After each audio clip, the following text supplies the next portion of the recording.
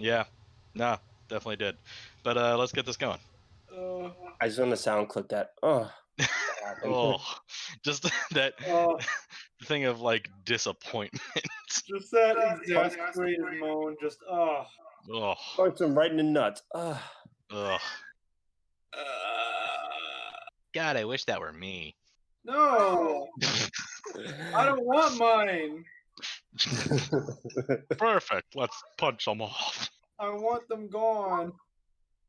One good punch, and I guarantee it. God, are you Saitama? I mean, if I was Saitama, I don't think. Well, no, he might have that precision. I don't know. We've never Yeah. seen him do a precise attack. It's just been all out power.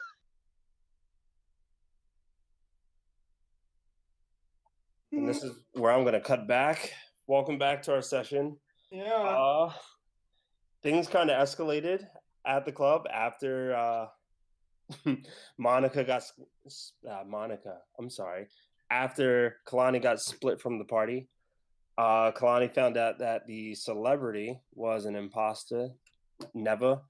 And after after drinking some wine that poisoned Kalani and dealing with some armed guards, the rest of the party rushed in. On the topic of rushing in, I do want to point out that a toner in a single move brushed the imposter right off the cliff and followed alongside and landed on top from the 13th story, which is a very impressive move from last week. One of my favorite highlights from everything. A shootout happened once the wig fell off and they saw everyone's attention was focused on her. The owner of the club got furious with the actions from the rest of the party and went ahead and called the cops, which started a scene with the rest of the party leaving, the sprinkler system cutting on, and all of the party members eventually getting out of the club and meeting back up. Let's see. We pick up with Havoc getting the rest of the gear left. Toner still didn't have his gear, and after Havoc ran back up, the bartender met up with Havoc, exchanged a few words, and said, "Look, I'll give you your gear. I just want to talk." Walked down a couple streets. Havoc spoke with telepathy and disappeared from the scene, and found out that the bartender could have been a possible ally, but now is a little bit too late. With not many other options of things to do and cops sort of near the area, the party decides to take the train back.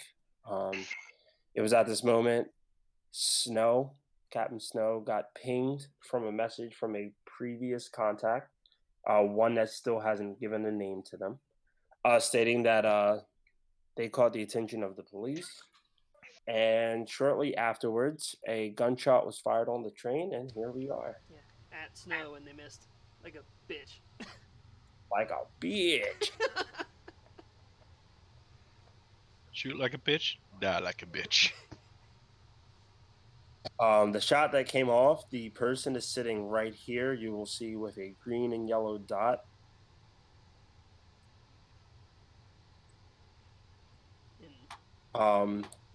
And as you see at the bottom, underneath of each one is going to be labeled first train, second train, and third train.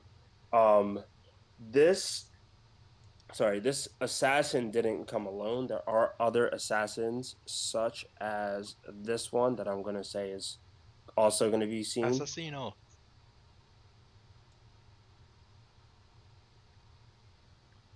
So you will be able to tell who are the assassins with the yellow and green dots, or with any amount of dots on them. The dots will represent for me what type of stat I'm using. Some may be good at melee, some may be good at gun shooting, some may be good at something else. So seeing the dots will just let you know that they appear to be a threat. Class special dots. Yeah, if you see any dots with more dots on them, just know they look a little bit more guarded or a little bit more ferocious towards you. Oh, this one's got a skull under him. But yeah, Shot was fired. People are beginning to panic, and with Captain that, Snow yelled out, like making it seem like it's a gang war or a turf war. Yes, I love our turf, the train. I The will train- die Hey, for it's the trying This train. we're the train gang. It's trying to get No the, one messes with our trains. It's trying to put the police on the wrong scent. No, I get you. It's just like this is a turf war. What gang solely works the trains?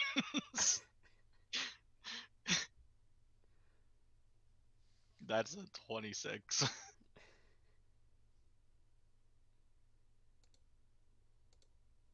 You came to the wrong train station, buddy. So with this, the train is still actively in motion. As I mentioned, it is a bullet train that you are on. This is normal transportation set And for Brandon, with Kubikara. that shout, can I say that Jubilee had separated from Snow? Yeah, definitely. Good. I'll keep it on your initiative, but definitely. Yeah. I mean, Wait, I got so- shit initiative, but it's always best for the both of us to go at the same time.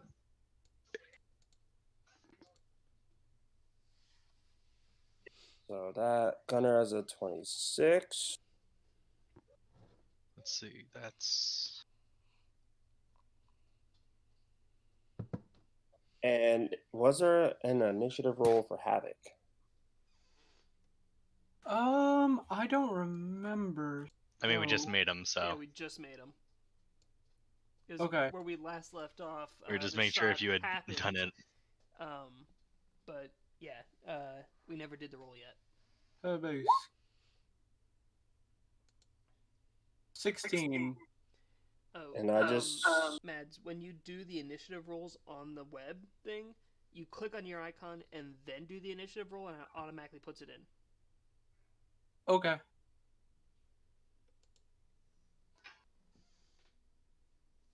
It's good stuff to know. Okay, that 15 was the initiative for the one that took a shot at you. I'm going to keep it simple and just have all the enemies on the same initiative, regardless of what stat block I'll be using for them, or else this becomes a giant cluster on my end. Oh, yeah, Uh, no, that's why I do that. So with a +9, that's going to put their initiative at 24. So I Holy will, crap. yeah. Oof. So I'm going to select the one that took the shot. If he happens to die, I'm just going to carry that 24 to everyone else. I mean, my normal thing is putting it on the least likely person to be involved, and use that as the place marker. So, at the very least, like, put it at the very end of all, like, the bad guys thing.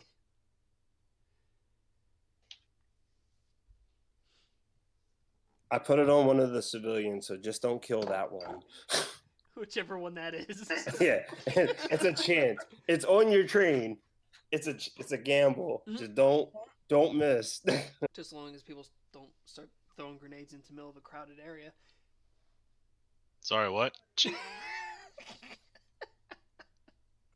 All right, so if all goes according to Uses plan, the area of effect spell. Oops.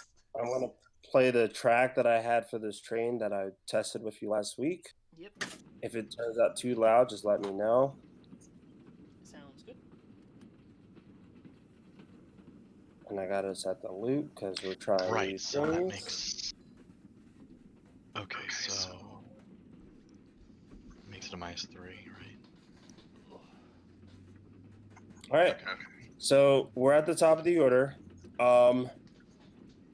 If there is any one civilian that is within line of sight between you and the enemy that you are targeting, I'm gonna add a 10% chance that your shot can miss.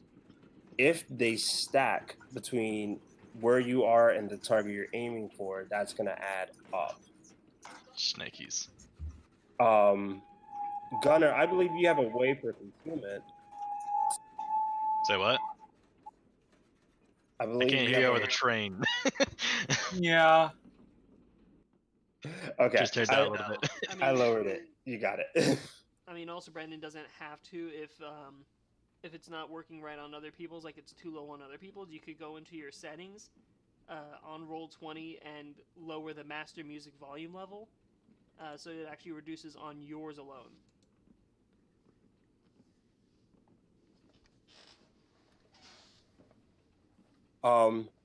Any target that's between you and the shot that you're going to take, if you're doing a shot, is going to add a 10% chance that it could miss them, like it could miss your target. If you do roll a nat 1, regardless of if it would hit that target, I'm going to say it is going to ricochet and hit someone else. And that roll is going to kind of come down to like a D100 roll, and you're going to get a percentage. Just to add a bit of chaos to this battle, because I feel like it's been a while since we've had a bit of a chaotic battle. Let's see, the last one was when Gunnar lost his leg. Yeah. Additionally, I was gonna move each of the targets like every round due to just at the end of the round them panicking and gunshots going off, but I'm not gonna do that. Yeah, I'm just gonna leave them plea. They're gonna be like, look, if I stand still, maybe they won't hit me. just ducking under their seats. Exactly. God, because I tried to do that when I ran that beginning part of the module, and it's like I'm just completely forgetting about moving around the civilians.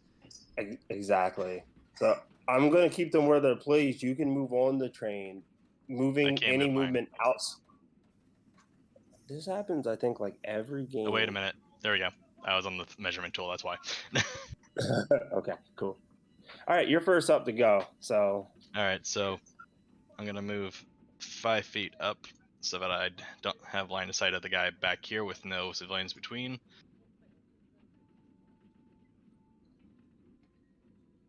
Is that fine? Looks good to me. Straight shot. All right. So because of movement, I can't do full attack, but I will do deadly aim. So that makes it only a flat roll because of a couple of other things. Also, does he have cover? Not from you. Okay, I would cool. say, with you being in the front of the car, you have like the back end of your seat as like a slight bit of cover, but they do not. Okay. Go. And that's a net 20. Well, great start. Way to start it I will be off. right back. So, oof, I got a lot on this guy because this also has a wound fusion on it. Was that a nat So, 20? nat 20, Oh, yes. no. So real quick, I'm gonna do this in succession of things. First, I'm gonna get my card, pull it out, just put it on my side. First, I'm gonna do damage. Okay, I'm gonna grab a cup real quick. Okay. Yeah, this is So gonna be a heavy start. Holy shit. so that's a total of. Do we still double damage? I believe so. Yeah. Okay. Unless If it's that's the in case, Starship Combat, in which case it stays the same yeah. damage. So that is cold and piercing. That is a total of 19, 20, 21, 22. Wait. I got a couple other things I gotta add, right? Because I did deadly aim. Right, so that's God. A Sorry. whole lot of math. So 19, 20, 21, 22. 22 plus my level. So 32 plus, well, actually, no. So basically, let me do this on the calculator real quick because I'm doing it in my head and I learned that in college. It's not my thing. Okay, so 19 plus 3. 22. Double that because that's the only thing that gets doubled when it comes to this stuff. It's only the initial damage. Yep. So 44 currently. I add my level because of versatile specialization. So 54. Then I add half my base damage bonus rounding down, which is plus 4. So that's a total of 58 damage just from the damage. Okay. Now, wound. Now Let's get do out the that. wounding table. Yes. Bring out the wounding table. I'm gonna roll. What part gets blown off this fucker? Let's say that is a. And that was the guy that shot at me too. It's like, oh, he got fucked. 75.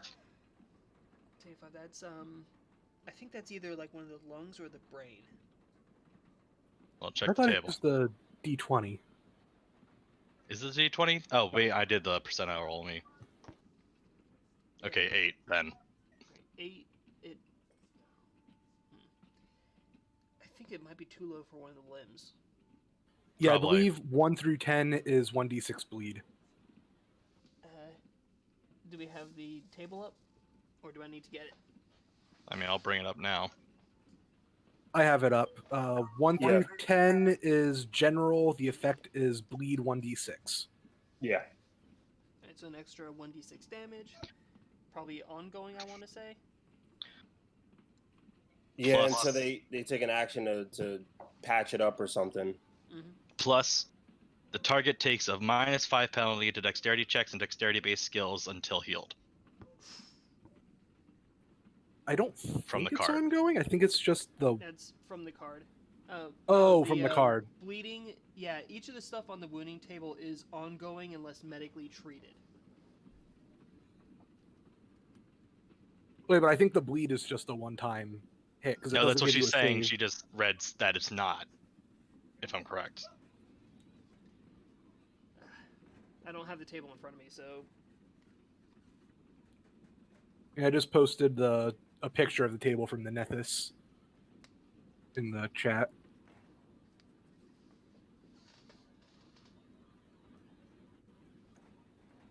Oh, I see. Okay. Yeah, because it doesn't have a save listed for it. Yeah, as compared to like the eye or the leg. Yeah, Okay. so my gut tells me that it's just 1d6 for that one hit.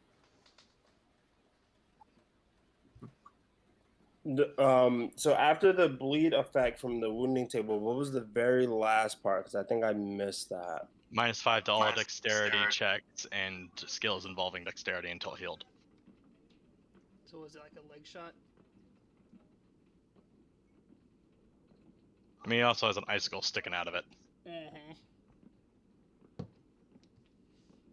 That's good because I actually need that for the class thing.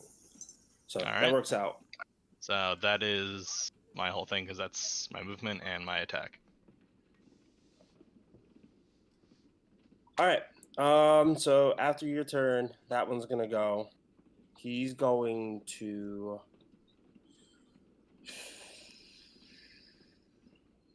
Let me see movement really quick for him.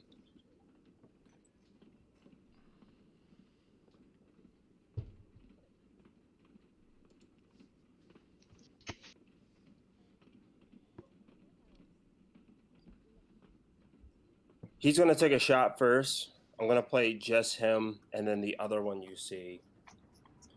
He's going to take a shot at you. I'm going to say that you have a bit of cover because the back end of your seat is between you and him, where he's just open in the front. So let's see. -5 to dex checks and skills, and then we apply cover to that. I'm just going to do my roll. Before I do that, I'm going to do a skill check first. Yeah. Okay, so I'm reading in the book, and I'm sorry, Jen. It looks like you were right. It looks like the bleed is every turn. Yeah. Yeah, sorry. The whole thing with the saves on the other ones is they could still possibly get out of it, because that is a heavy fucking hit with the rest. But yeah, you're bleeding. It's going to be an ongoing thing unless someone does something about it. Yeah, because it has like the table, and then it like lists different effects, and it says bleeding. Go to page 273, and I turn to that, and it says like it happens beginning of each round unless they pass a DC 15 medicine, and they have to use an action to do that. Right, so the beginning of each round, not the start of each of their turns. That is good information to know. So it comes back to me. Yeah. You take the listed amount of damage at the beginning of your turn each round until this condition ends. Your bleeding can be stopped with a successful DC 15 medicine check as a standard action, or through the application of any ability that restores hit points. If you take 2 or more bleed effects, you only take the damage from the worst one. Alright, so what you doing, Brendan? Okay. That one, I just gotta look at my skills again real quick because some has a -5. So that would have been a 23 plus 10. DC would be 20 plus your level. So he would have the equivalent of sneak attack if he does hit. Okay. Cover wise, I would say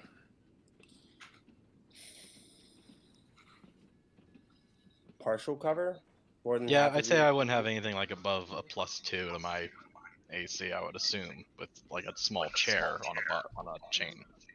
So he's going to take one single action because he's also going to be moving, which doing a full attack would not give him a move like he wants to do. Mm-hmm. So this attack on its own is going to be a +20, and I'm going to do the roll right in front of you. Jesus, fucking +20. 36. 36 to hit. I mean, yeah, my thing is 30, so. So he takes the shot. This is going to be damage, and then I'm going to add the trick attack to it. And what kind of a damage is it? Sorry, 1 second. This weapon. I'm sorry, I hit the wrong button. Because he did it with his pistol, so that way he would get trick attack. It's gonna be fire damage from a laser pistol. Okay, so. So don't count the first one. Instead, count this one right here. Oh, I'm sorry, sonic damage.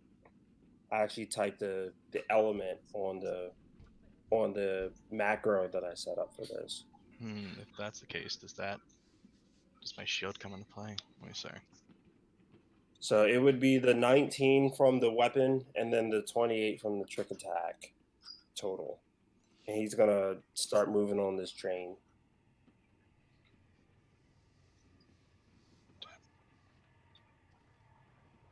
While you were figuring that out, I'm going to do his movement action now. He's going to move 10 feet down. Or I'm sorry, he's going to move 5 feet down, another 5 feet to go diagonal. He's going to hide behind these two people and attempt a stealth check. And you can kind of hear his legs kind of skittering underneath of like a set of chairs. Let's see. Wow. Okay. Yeah. And he gets stuck. He tries to run behind the bench and ends up doing a face plant, tripping over himself. Also, that's good. I have now -5 to all sonic damage. The second one that's there, this one, is going to actually use a shear and eye rifle. So he's just going to do a flat out attack. So this is going to also be +20. A 29, I believe, is going to miss you. Yeah. Okay. He's going to hold his position now. So how much damage did I take? 19 sonic damage and then 28 from the trick attack. I don't know if you have any resistances to sonic. Not currently, because my adaptive shield, it has to take the damage first, and then Gotcha. I get the resistance. So 23 plus 19? 19 and 28. So 28 47. Yeah, 47. Okay. The other one takes the shot and just kind of is going to hide behind the person, trying to use the person as a partial cover in a way to try to make you miss your shot and hit a civilian. The others are not yet revealed, so I'm going to intern. A toner. Yes. A toner is up. I'm sorry. All right. How high is, like, how tall is the car? I say the car goes up to about like 12 feet. Okay, so enough room for me to, like, activate my jetpack and fly above the seats, or? It'd be some wiggle room. And I'm sure some of the people in the chairs might like bend down if they see you going in your direction, but yeah, I'll say there's enough. There's enough room. Your toe clips someone on the head. All right. So first, I'll use the 30 feet of flying movement to go here, and then I'll use my action. Oh yeah, point of solar attunement, and then I'll use my action to stellar rush over to this guy to hit him. Okay. While you're doing your attack roll, I need Gunner to roll d6 for the bleed damage that I totally didn't take. All right. It's 3. Okay. All right, Atoner, you can continue. All right, and 26 to KAC. A 26 will connect. All right, I was nervous about that. Okay, so that's 46 plus 20.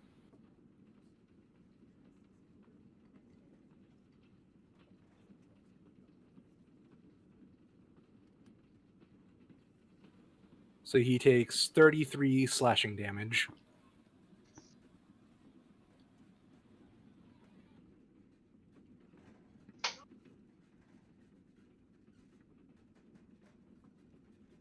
Okay. Atoner, as you swipe right through him, he's let me see. This is the one that was covering. As you swipe right through him, your blade makes contact to him. You could see as it connects and does damage to him, the armor that they are wearing almost kind of adjusts to the type of damage that you're doing to it. Where it kind of flashes and pulses, and then it matches the color of this. You're attacking with your blade. Yeah, is a solar weapon. So the armor, like the color of the armor that they're wearing, just changes and matches now the color of your blade. But does take the 33 points of damage, and I have that jotted down. They have bad adaptive shielding like Gunner.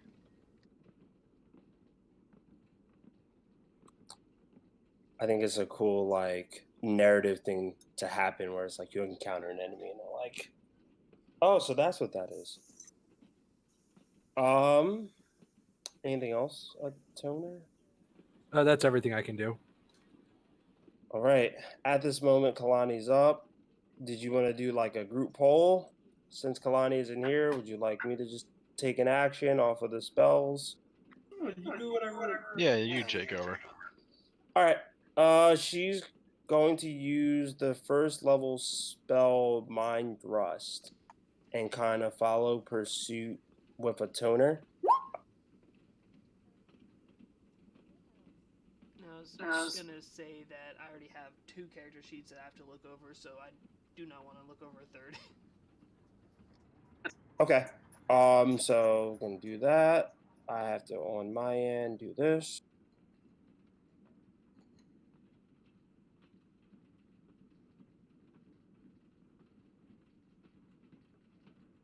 That's a big ouchie for him. Yeah. So I'm gonna actually have someone in the group roll the 2d10. I know it says damage is 9 there, but I'm gonna just have someone else do it. I'll take that number instead. Okay, that's better. All right. Just add it to this real quick. Plus 12. Toner, the one that's directly in front of you, the armor adjusted when you took a swipe at this assassin, and then shortly afterwards, he kind of just gestures, and the hand he was using a shear and eye rifle, so the hand that he had on the trigger, he kind of just releases off the trigger and goes like, "Oh, my head," and isn't looking directly at you, but just seems to be in pain. And with that, Kalani's just going to continue using the seat as a form of cover and end turn. Snow? Alright, time for some squad maneuvering again. 10, 15, 20, 30. Snow, Jubilee goes there. 10, 15, 20, 25. Snow goes there. Let's see. From here, I still kind. Would you consider that like the one person really in my way to hit this guy? I think like, I'm right on the edge. I think what I'm gonna do is, instead of doing that whole like 10% and every person adds up, I think I'm just gonna stick with the cover system because it will not make the game as complicated. So they'll just have a +2 bonus to armor, kind of as they see this. What they're taking as a turret being set up to fire, they're just like, oh, like I'm gonna hide behind this person. All right. So Jubilee is going to make an attack, but Snow isn't. Instead, she's going to ready an attack for return fire if someone fires either on her or the drone. Okay.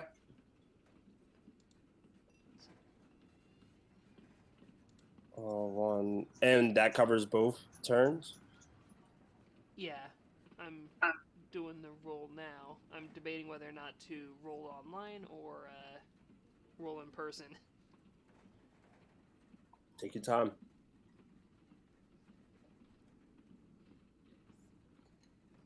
First one online then. 26 to hit. 26 connects. That is 30 damage.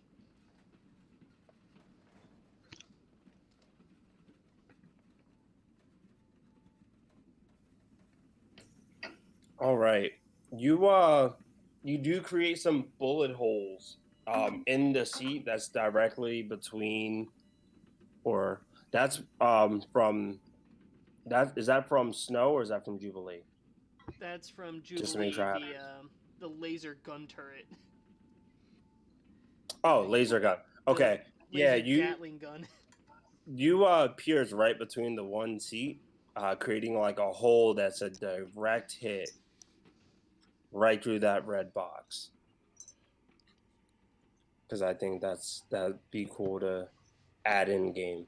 So this is like, oh, what the heck is happening to me? It's a burst Is there of anything laser else? fire through the seat. Yeah, just Snow's gonna ready her attack in as a return fire, but nothing else other. Havoc. All right, so I am going to where? Okay, there I am. How many people are there? Here and here. What's the distance for this spell? 100 feet. Dang, that's a long range. So they both need to make a wisdom save. No, not a wisdom save. Oh, actually, I'm going to have the one that's been shot make a fortitude save.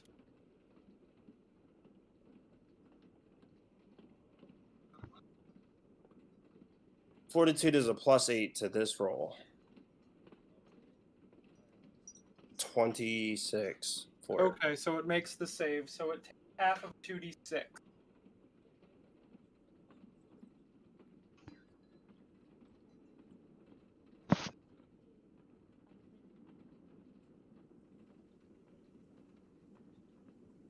And it is not stunned. It takes necrotic damage. What? One more time. Ping it. So I just put the right damage to the right piece. Okay, cool. This one, 8 necrotic, actually 4 necrotic because it's halved. Okay, you just happen to look underneath the seat. This one is stuck underneath of the seat. You try to like Oh, I forgot to mention the spell is Slice Reality. ooh. So not only is he like bleeding out on the floor, trying to crawl underneath of this chair, he's like slightly tripping a bit, I think, too. Just trying to get his grip on what's actually going on with everything. Is there any other actions or things that you would like to do? Not really.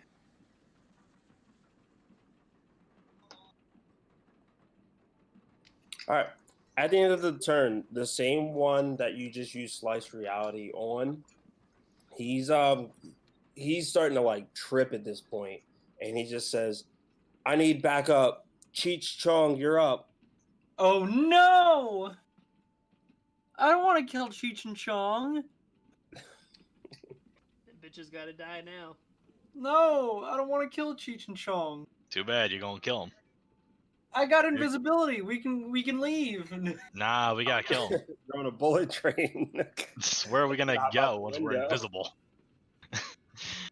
Also, the guy takes 6 points of bleed damage. Okay, I'll do that now. I mean, as long as there's open air around the train itself, I could always jump out myself because I could fly. But there's Oh, some bitches that are out of lucky. luck. All right. Am I doing this wrong? Kind of. I don't know.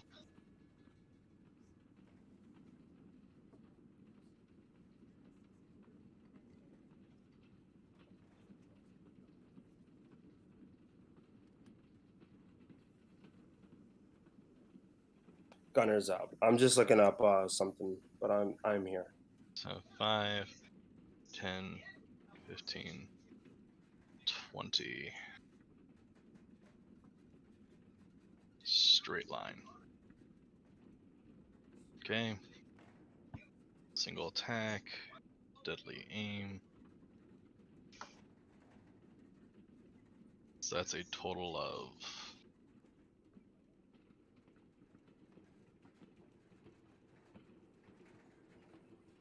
7, 8, 9, 10, 11, 12. So 32. 32 connects. All right. 66. Oof. Really shit. This is why I don't use online roll dice.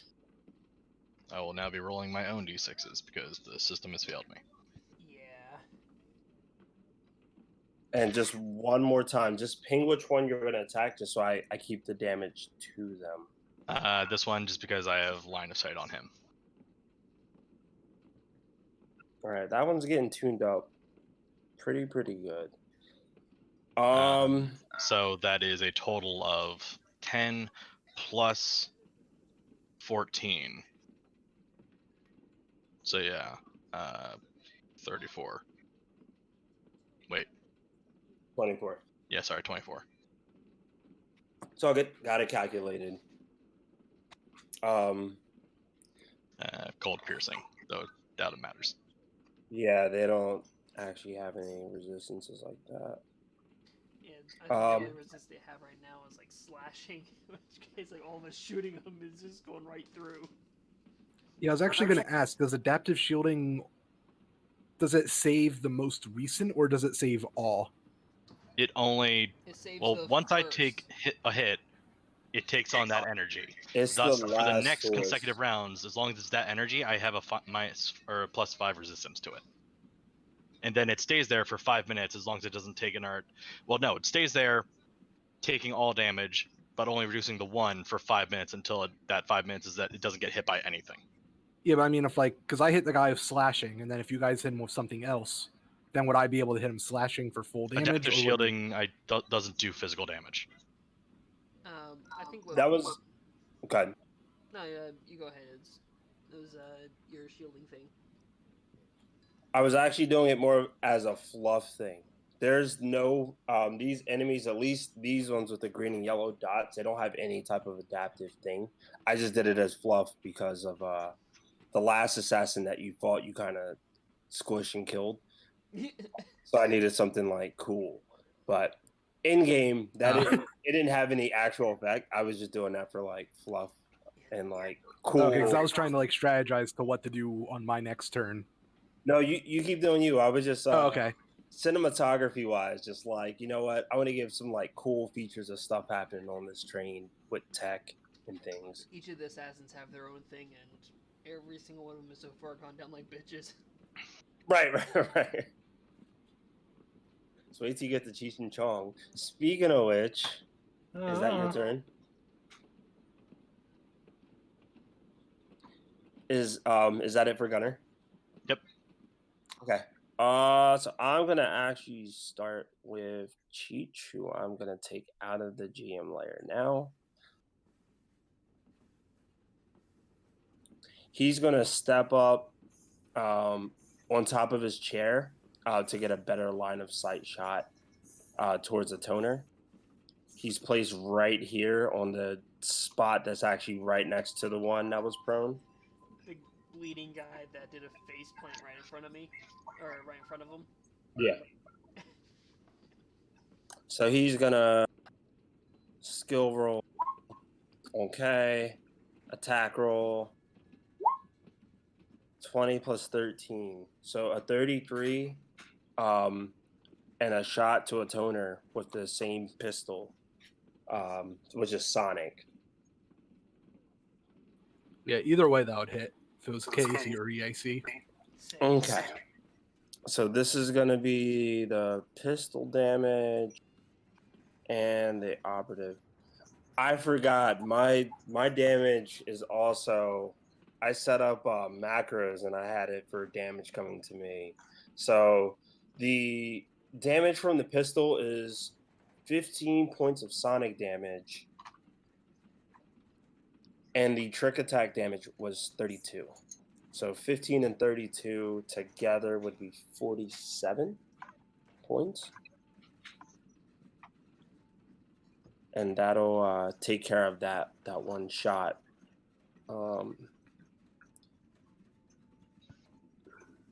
Yeah, that'll take care of that one shot. The other one, Chong.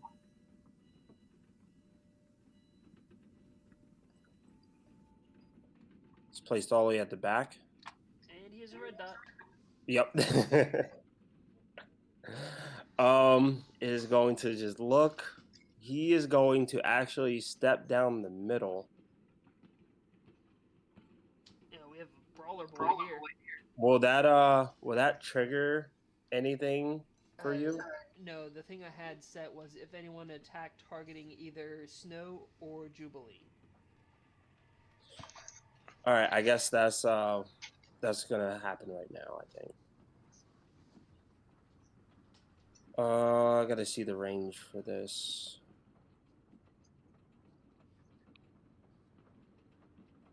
$60 feet.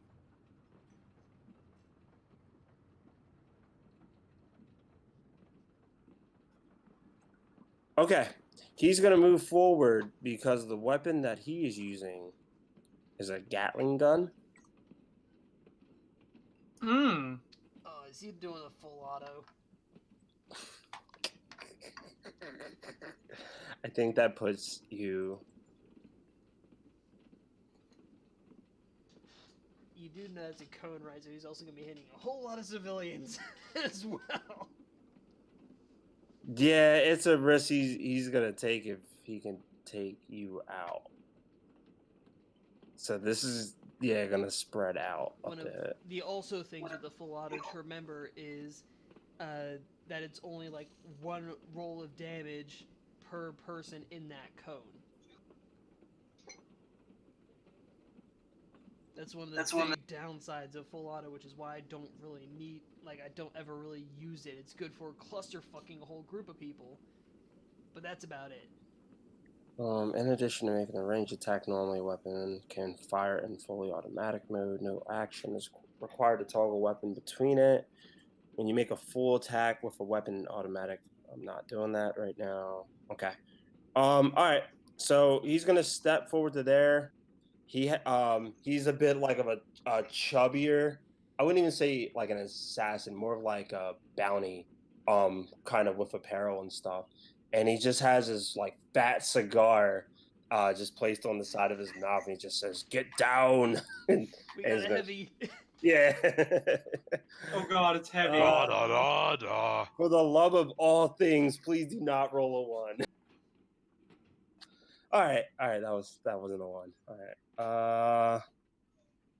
He had a 16, so that's gonna be a 32. 32 will hit. Yeah, that'll be a 32, and his damage is 2d10 because he has a light machine gun. And this is on Snow or Jubilee? This is going to be on. Technically, Jubilee's in front of you. So I'm going to say he was aiming for you, but Jubilee is just in the way. And that's where the shot got directed to. That's why So we that stack will up trigger. so that Jubilee is the one who takes the hit.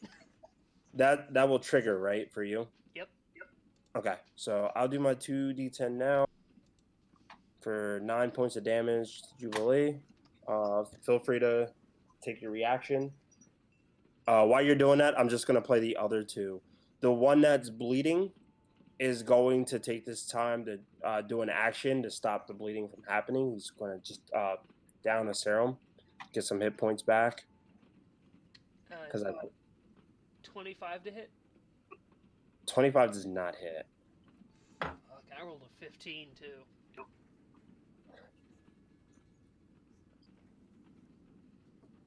Alright, yeah, that was that. So this one, he took this time to kind of heal himself. He's gonna move and also try to cover again, and hopefully not roll in that one this time. Oh my god! Ah. Oh no. I'm just counting in that one as he just doesn't move. Like the train like gets a bump or something, and he's like, oh, and like kind of slides and hits the wall. All right, so this one is still prone. The other one that is now directly next to a toner, who's been getting lit up lately, is going to. Let me see. He's gonna full attack. He's gonna use his operative ability called triple attack. Mm.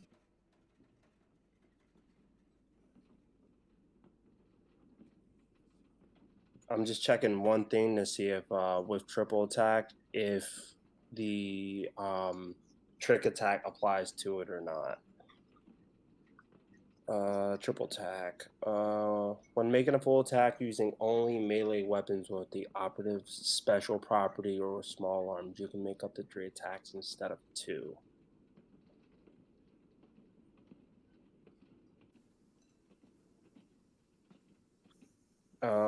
As a full action, you can move up to your speed. You can make an attack with a melee weapon. Okay, yeah, so he could do trick attack. All right, so I'm gonna roll a d20. Ooh, that's not gonna pass. So trick attack won't apply, and he's gonna take 3 attacks. Both of these are gonna be with a -4, so it's gonna be plus. Let me make sure his melee is the same. He's panicking. So it's normally a plus 17, so this is gonna be a plus 13 for the 2 die. So a 30 and a 16, and for the third attack an 18. So a 30 against a toner's. This would be kinetic. Kinetic. Okay, the 30 will hit. The other 2 will miss. And because he Okay. hit, he will get the lovely side effect of my electrostatic shield Nice. and take 6 points of electricity damage. So I guess you can flavor that as the reason why he misses other 2 Yeah, attacks. I think that's perfect. Just like the first It's like attack stabbing a connects, knife into an electrical socket. he gets the first attack. I'm like, man, this is gonna be easy as butter. Not expecting the follow up with the electricity, and this would be a D4 plus 10. So add 10 to that roll. So 12 points of damage. The damage is slashing. If you have any, like, Oh, I just straight up resistances don't for take it. any damage. My damage resistance is 15. Okay. So that just straight up negates it. Seeing that that was ineffective, he is going to. Are you still technically flying? Yeah, because I The didn't jetpack's land. still activated. Okay, he's gonna try to. Oh, he did a full attack. Never mind. He's just gonna stand there and just be done. I can see it now. He tries to stab it, hits into Toner's chest plate and sticks there and zaps him. Toner, you follow up with your turn. All right. First off, second point of solar atonement, and I'm actually going to try and do something new that I haven't done before. So let's see how this works out. Which one was this again? Was that The one that's directly in front of you. He's That was the a heavy. melee attack. yeah the heavy? Because I know the two people that we knew before came out and attacked us. But which one was the one with the machine gun? The That's Gatling gun is yeah. the one with the red dot. Yes, he was. What was his name again? Chong. Cheech and Chong are now in play. Cheech and Chong. Was Chong the father or the son? Oh, I don't know if I would have answered this. I don't know where you're gonna go with that. I mean, it's not going to change what I'm doing. I just wanted to know just because I don't remember which one was which. With that was Murtaugh Riggs back at the. So that was back wait, then at, who was Cheech and Chong? Which This we is just- never met up with Yeah. Murtaugh and Riggs. Cheech and Chong are just more assassins. The first assassin that was bleeding out called for backup, and these assassins were there, but just waiting. For Okay, because the fact that they were named characters, I thought they were those two Vesk that we met. That was like the father and son. Nope. That's No. what I thought was going on. Two different people. Chong is the okay. one with the Gatling gun placed directly in the center, and Cheech is the one that's standing next to the one that's failing at being stealthy on the ground right there.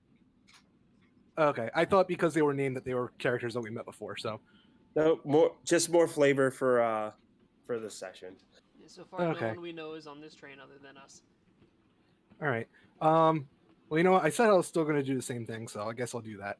A toner will, because he's in range of me, a toner will use his Stellar Revelation, Hypnotic Glow.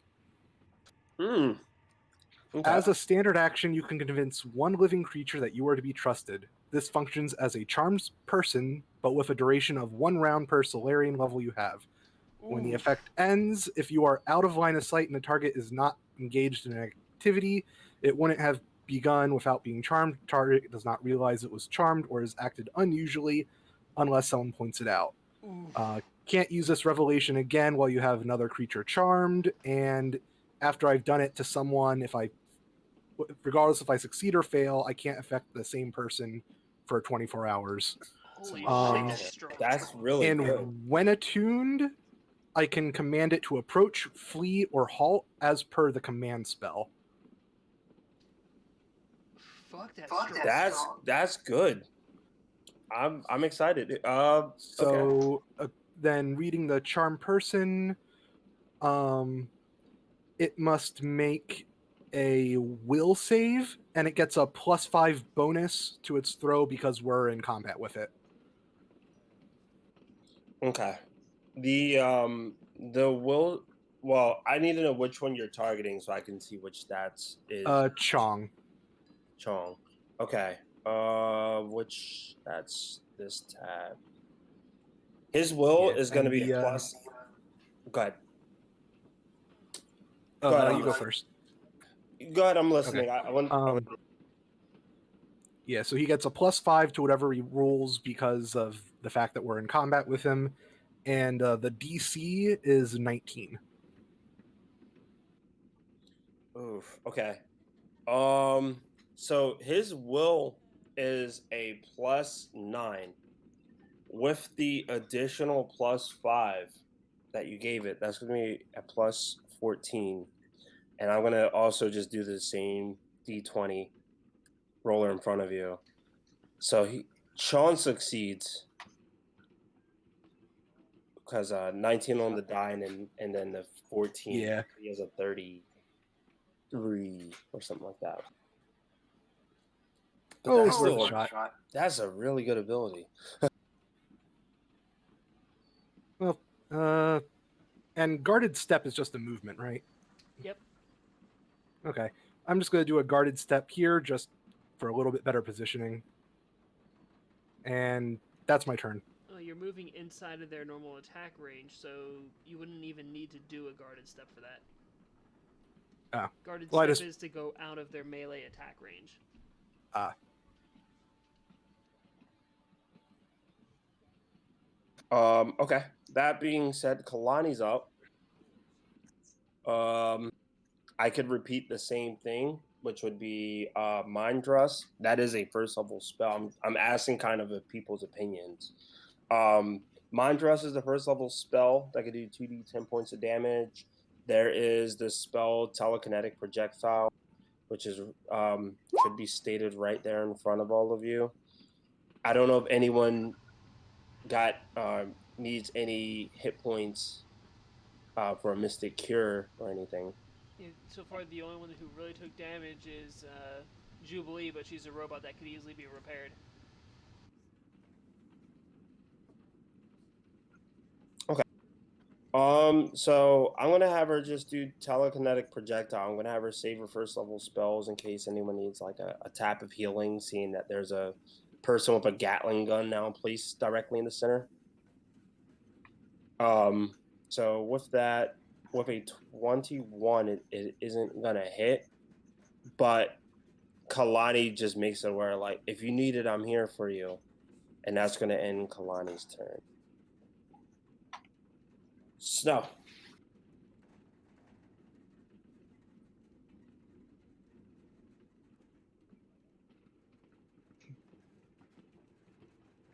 Alright, that's the movement, and we're both gonna fire on this guy. Okay. Okay. Cool. I'm gonna keep having Jubilee's rolls be from the online, and my Snow's rolls gonna be in person. Sounds good. 22 to hit. A 22 does not connect.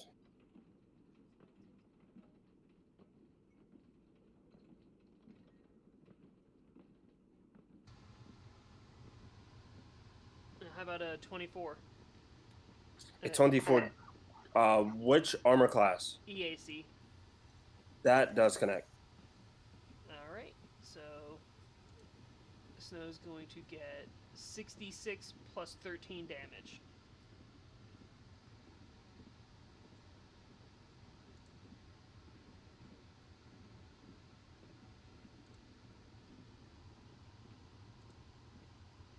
I'm gonna do the online roll for it.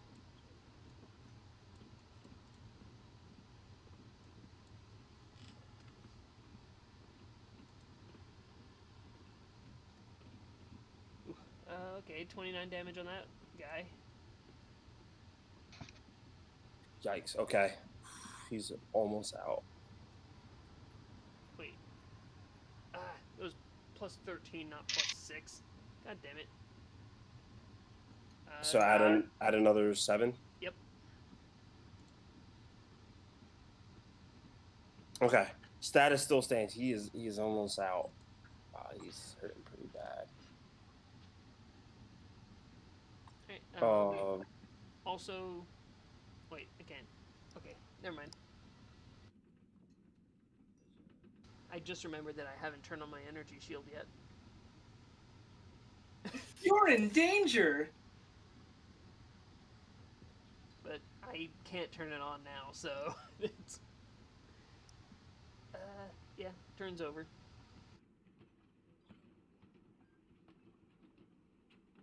Okay. We're gonna switch over to Havoc.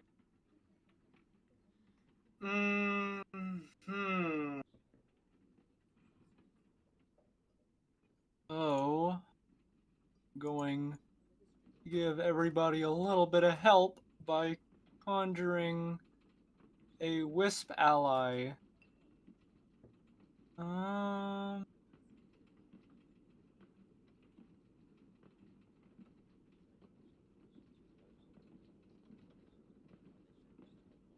I would like to command that wisp. Hold on, let me get a ruler.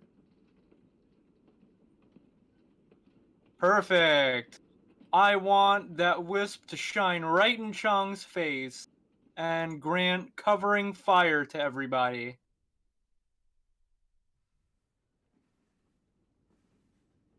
I don't for that spell. I don't think you have to make a roll, right? I think you choose between the two, covering or harrowing. Yeah, covering or harrying fire. All right. I think I'm just gonna copy and paste the text and put it in roll 20, so we're all on the same page. Yeah, because the wording for that confuses me sometimes. The covering and harrying fire. Covering or harrying fire. And I was just saying the wording for both of them tends to confuse me a bit. Which one did you choose again? Covering fire. So I think that gives him like less of a chance of hitting other people. Yeah. Let me find. I just took the Okay. covering fire out of the combat thing, so it's the bottom. No damage, but selected ally gains a +2 bonus to AC against the next attack from a creature in your line of effect, so long as the attack occurs before your next turn. Okay. For covering. Okay, there's that. All right. Anything else you can think of? No.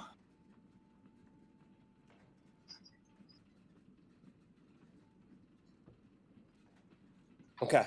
At the end of the round, similar to the end of the last round, the guy who's miserably failing at being stealthy underneath of the chair is now calling for more backup and says, "Look, the League of Undermined Deviants will not be defeated by you." Does he die from 4 damage of bleeding? He does not. Damn. Instead, he calls out for 4 more people. And he says, "Lily, Brick, Roland, Mordecai, you're up." Of course, Wordlings.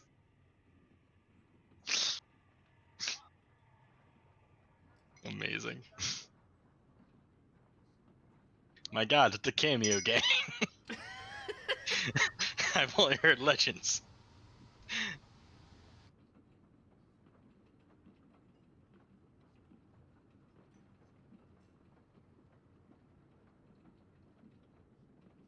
Okay, Gunnar, it is your turn, but if you happen to look at the second card, specifically here, here, here. You're like pinging things, I'm not seeing it, but I see the 4 people in the other car. Okay, on the second Yeah. screen. Yeah, those are the 4 that's going to be called for backup. They're clearly going to be taking this turn, moving to go to the cart, and to go from one cart to another is a skill challenge, so they may not get to you. But I'm just making you aware because I'll be doing that in the background. I'm going to be doing that now as you play your turn. That's another 3 operatives and a heavy. Well, I'm gonna shoot this heavy. You heard the name, so you kind of have a gist of maybe what each one Yeah. can do. One's the spell slinger.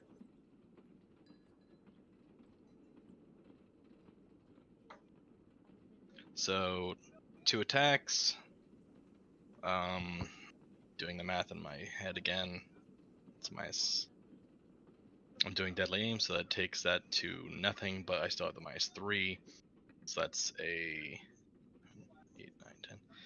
A 30 to hit the big guy. 30 does connect, yes. Okay, so that's the first one. Let me roll for my second. Oh no.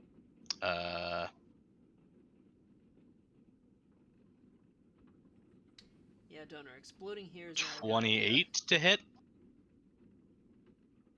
What was the second one? 28. That also connects, yes. Okay, cool. So both connect. So first one, rolling my die, because that's a lot better. Okay, 6, 10, 13, 23, 25, plus 4, so 29, plus 10, so 39 from the first hit. Whew, okay. All right, second attack. Oh, so much better this time. That's 10.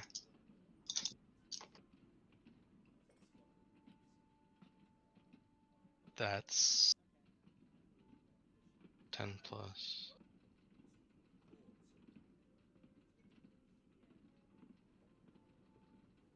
Okay, so 22 plus 4, so 26, plus 10, so 36. So 39 points of damage for the first one and 36 points of damage for the second. That's really solid damage. When I hit with this thing, it hurts.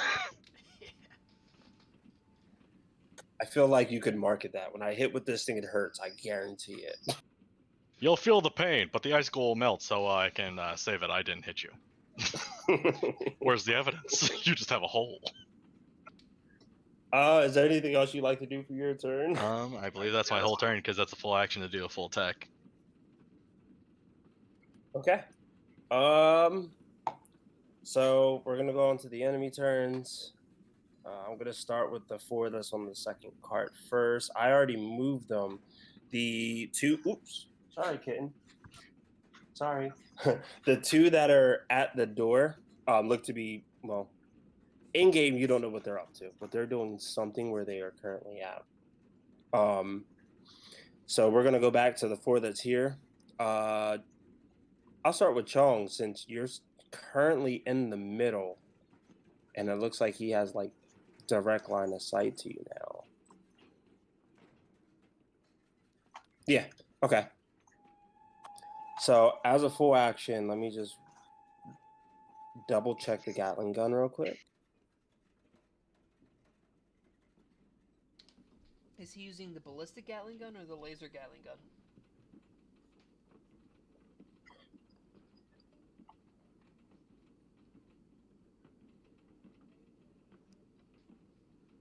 I accidentally closed the tab, so I'm just pulling it back up. But it wasn't the laser one. It's the let's see.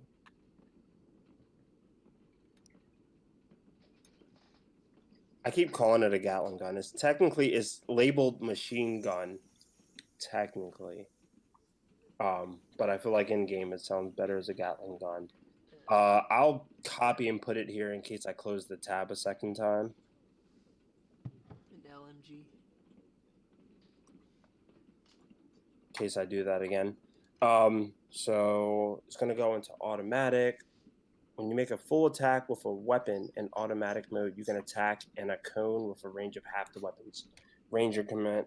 This uses all the weapons' remaining ammunition. Roll 1 attack against each target in the cone, starting with the closest to you. Attacks made the weapon can't score critical hits. Roll damage only once and apply to all targets. Each attack is... Okay, so it's a squad machine gun, so it's essentially like a saw submachine gun. Yeah. But you in-game know that there's a character named Brick. Oh, Yeah. huh. Okay. So I'm just gonna focus my attack on Gunner. There's no special trick attack or anything to it. Just a D20 roll. And I believe I miss you, so I'm not even gonna calculate that because I think your AC's in the 30s, right?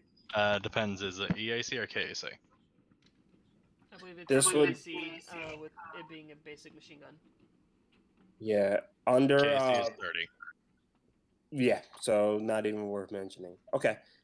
Because of the other 4, the flexi operative types, the one that's next to Gunner, or I'm sorry, the one that's next to a toner,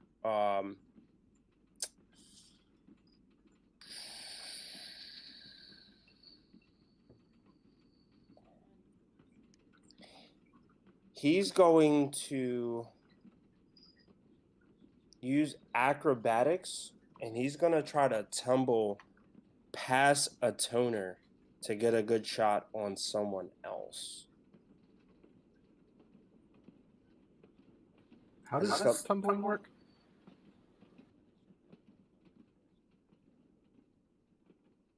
It's essentially What? moves through your space. So tumble is it's his action. Actually, I think that would take his action. Now that I think about it. Pathfinder and Starfinder have it where you could move through you can move through an opponent's square and up to 2 squares past it by making an acrobatics check. In this case, it would be, I believe, acrobatics plus. It would be the DC would be your armor class plus 8. Yep, because it's the what should we call it? The CDM, combat maneuvers defense. With a failure, I not only don't get to move, but I would provoke. But on a success, I could move up to 3 squares without provoking an attack. So the acrobatics of this assassin is a plus 23. Wow. Pretty sure that fails. Yeah, I'm pretty sure that fails too. So he's gonna provoke an attack of opportunity. So a toner has a free attack. Seeing that this is gonna miss, depending on if he's still alive, he's gonna make a shot at either Jubilee, Snow, or Gunner. I have to decide that. But a toner, he's going to provoke. So if you want to take an attack, feel free to do so. Yeah, probably a miss. 22 KC. That's gonna miss. In the midst of you doing your attack, he dodges out of your attack and is going to make an attack towards Jubilee with a 33. Also, just curious, how does tumbling work with the step up feat? It doesn't work with the step up feat. The step up feat is meant for if someone takes a guarded step.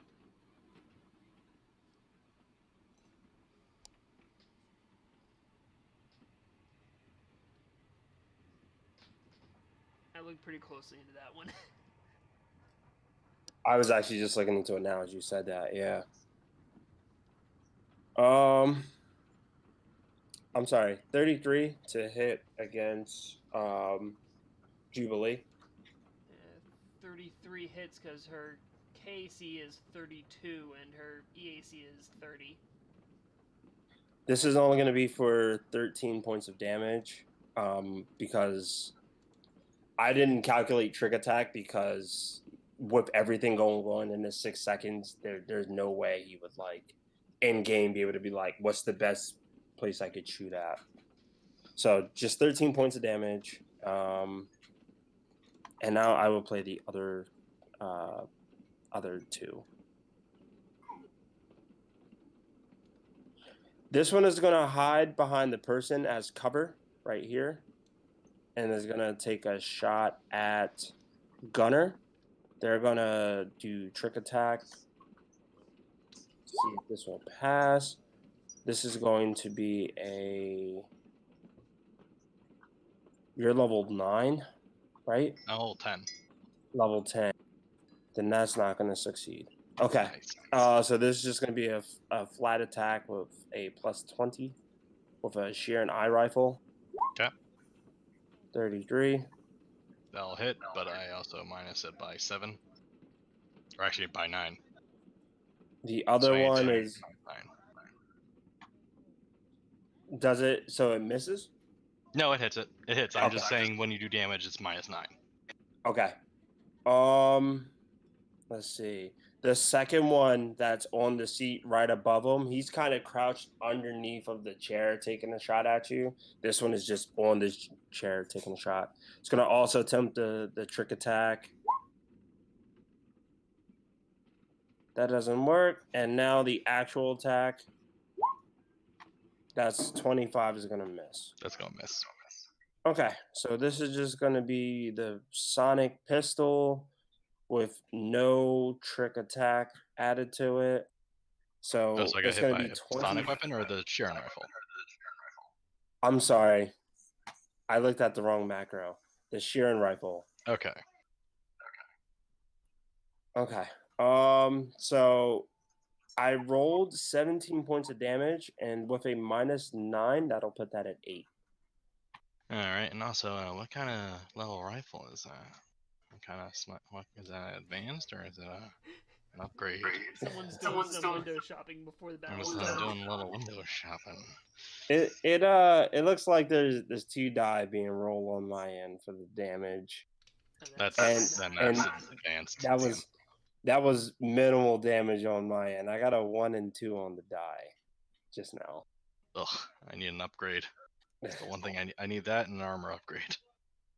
Okay, that should calculate all So- 4 of the enemies on this train So that's currently on the 7 damage total. It was 17 -9, which would be 8.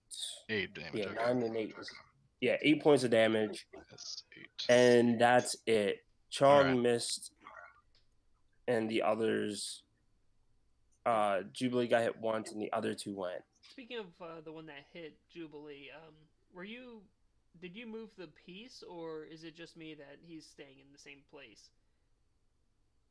I tried to tumble, and I failed to tumble, so that just provoked the attack of opportunity. And it just at this point, it's just like, you know what? I'm just gonna angle around a toner, or I'm gonna angle around this stranger and get a shot on someone else. So definitely stayed on his square. All right, because And I just was took the starting to wonder if I was having technical issues on my side. No, you're good. I didn't move. This person's on death row. Like a hit will do it. If that, there's no point in me moving that. Speaking of which, Yeah. Speaking of which, a toner, fully attuned, right? Yep. And a toner is going to use his Zenith Revelation Solar Acceleration.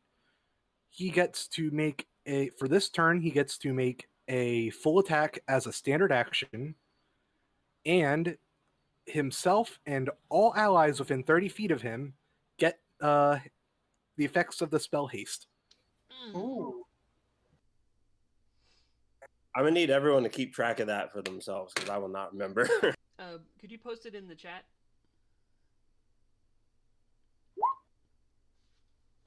Yeah, basically what it allows you to do is it allows you to make a full attack and then still be able to move. You can't take a move action, but you can move. If that makes sense.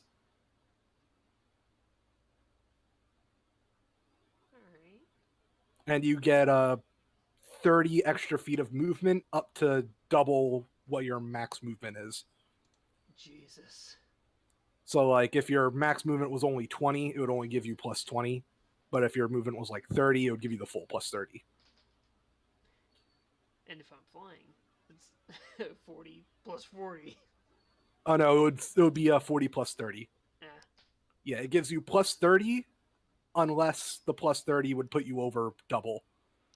okay. Yeah. Yeah. So I'm going to make my full attacks against this guy that's right next to me now. Oh, and did we roll the other D6 for the guy still bleeding? Oh, I think that Yeah, ended no, we because he did. healed with a stim pack, right? Yeah, he spent his second turn just hiding underneath the chair, healing himself and calling for backup like a wuss. Okay. 20. That misses, right? The 20 will miss. Okay, and then a 17 plus 12, 29. A 29 definitely hits. I'm just All right. trying to find a way to put what haste is on the blocks underneath the train, but I'm still listening.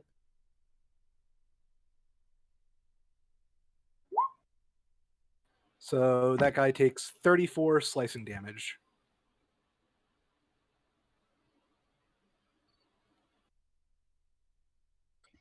Yeah, you sliced through him like butter. He had not that many hit points left, but you definitely did it in style. Do you want to actually tell us how you did it? A toner, he makes like the first slice, and the guy like ducks under it, and he's like thinking like, "Ha, I dodged it." And then a toner just like grins, is like, just as planned. The guy's like, wait, what? And just goes like swing, like straight through the neck. Like the guy ducks into the second swing pretty much.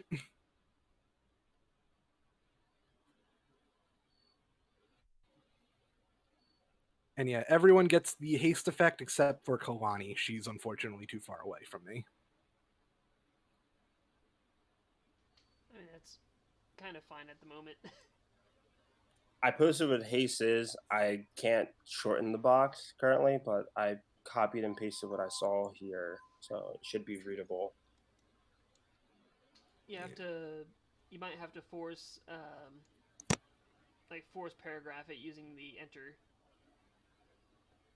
Oh, I see what you're saying. Okay.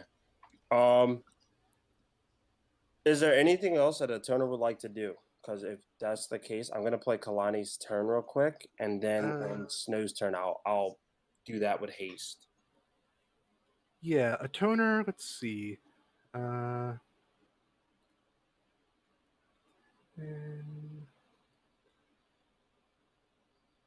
All right.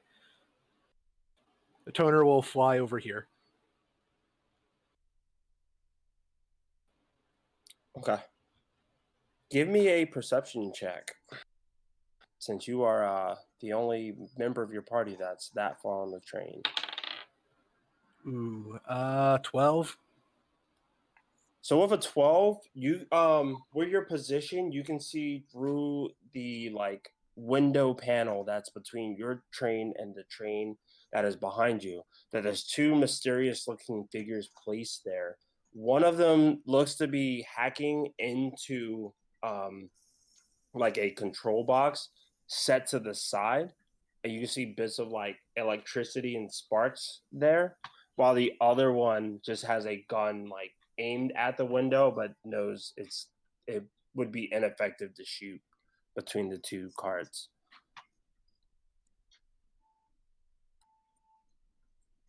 For these two.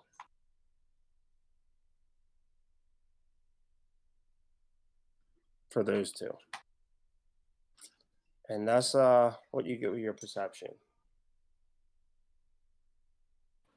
All right, that's probably not good. Okay.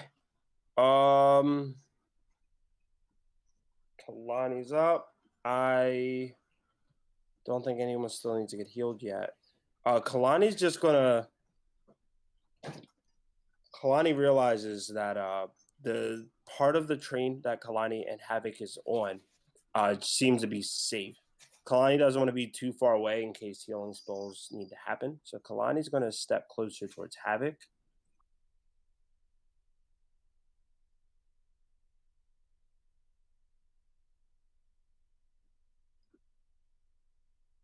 "30 points of movement's only going to get me right here, not on the seat as planned. But she's going to additionally try to hurl another object.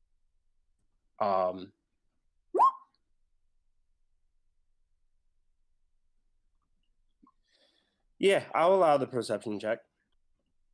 Let me see. Kalani sees that one of the people that's drunk happens to have something which in our time would look like a 7-Eleven smoothie, and is just going to launch that as a projectile towards Chong.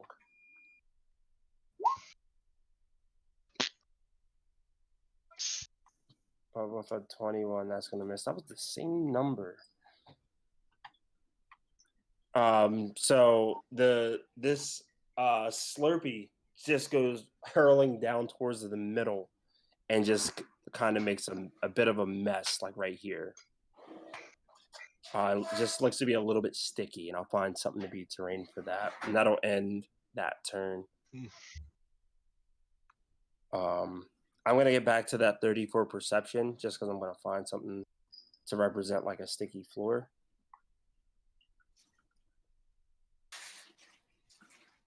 I'll use this UV tattoo thing.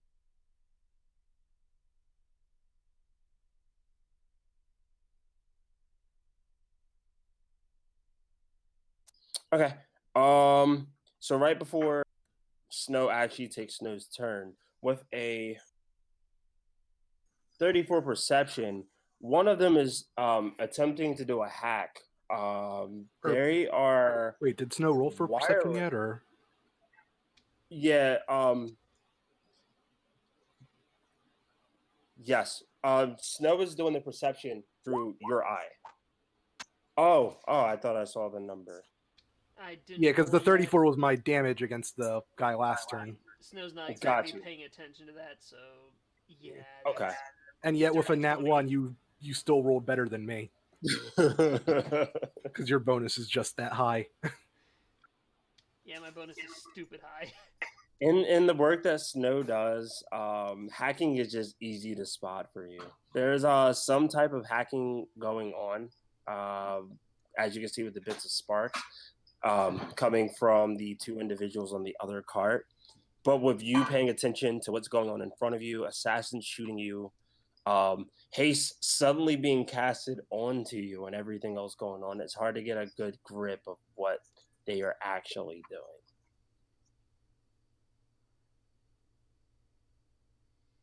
I'm going to go with that for the 20.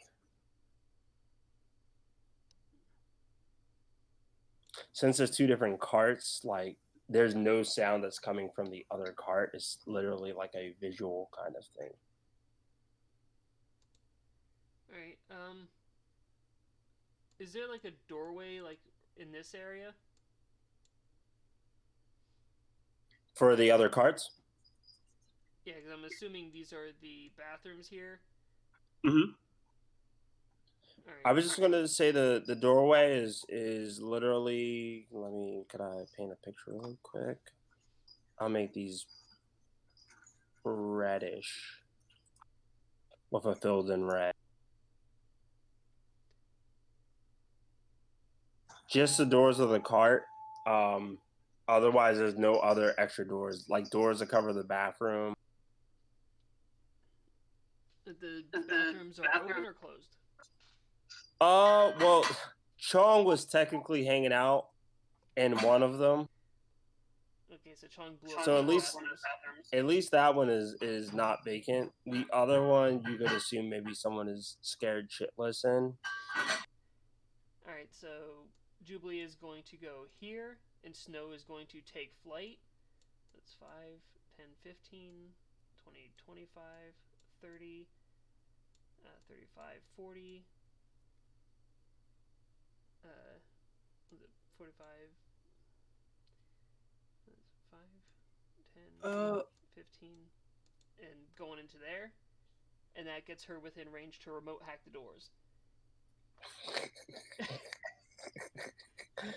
Is that what you're calling it? Just so your party doesn't think you're taking this time to enjoy the pleasantries of this. Shoot out, I say, gotta take a bathroom break. Yeah. Time out. This is Rick and Morty. I gotta take a shit. Gotta take a shit. You got this. I'm gonna go take a shit. I'm gonna say that Chong sees your attempt in trying to fly overwards, and with this, I've been labeling it as a Gatling gun. It's a machine gun. I'm gonna say he's gonna just try to swipe upwards and just whack you with a bit of it. He's gonna try to melee bash me. Yeah, but his melee isn't. Yeah, Nope. it is effective. Okay. So yeah, trying to do it. A toner is to the right, so as you can see, he's just like, I can't let you get past me. But a toner's there, and a toner is moving quicker than normal. I would say you're both probably flying at the same time, and he's just not sure who to swat at. And that's a failed attempt. So yeah, finish your turn. That's a 15 plus 22 computers check to lock down that door. The door seems to be locked. I mean, to add extra security to lock it down so they can't get through. It seems to be. And the rest of it is going to be Jubilee lighting into this guy who was bleeding but isn't anymore. There's room for more. Right, go for it. And full attack. Ooh. Oh wait. Fuck. It was for damage. Yeah, I saw it too. Well, I'm pretty sure both those miss. Sadly, Debating on whether or not to use the dice. Jubilee's just trying not to step into the 7-Eleven slushy gunk that's right here. He's just making the shot slightly off. The Oh person no, on it the got other on my is- tail. Aha!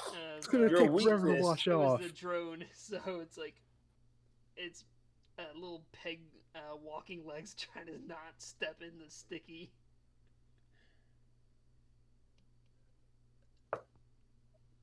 Okay. Anything else? That's pretty much it, because essentially be my action to hack into the door, and then Jubilee's action to attack, and they both move. So yeah.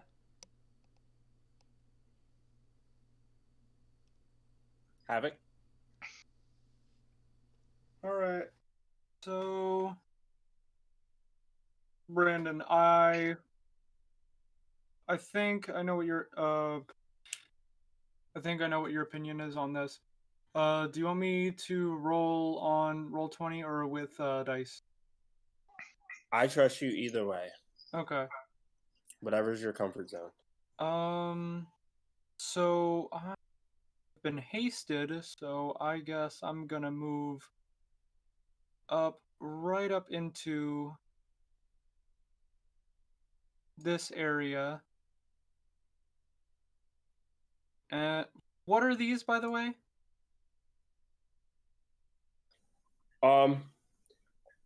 Excuse me. Kalani did telekinetic projectile, a 0-level spell. Yeah. Last turn, I said that Kalani grabbed the equivalent of a 7-Eleven slushy from one of the random people, drunk people on here that was enjoying it, and tried to hurl it towards Chong. The attack fell a little bit short, but it does make it a bit sticky on those two spaces directly in front of Jubilee. Actually, I'm going to move next to Jubilee, and y'all are going to hear Havoc make a shout of effort as she punches the air, and as she shouts, she sounds a little like Bun Light as she casts ectoplasmic barrage at Chong. So that is gonna roll. Bun Might is now a stand. Yep, Bun Might is now a stand. That is a 30 to hit. Not a 30 does connect. Okay, so that is 7d6 of magical bludgeoning damage. And hay should be easier to read now. I just finally jotted it down to the first train. All right. You know what? I'm going to make it easier and roll the damage on this. Because that's a lot of dice. What's this? That's Slurpee. That is 7-Eleven Slurpee that Kalani took from another passenger on this train and used as a weapon. 31 points of magical bludgeoning damage. That area that you see is just slightly sticky with 7-Eleven Slurpee. And 31. And is it to this one? Just to make sure I'm pinging the right one. That one? It's this guy right here. Chong. The one with the machine gun. Yeah, that's Chong. Yeah. Well, look who's killing Chong. Yeah, right. Oh. Finally. Well, now he's got a freaking minigun.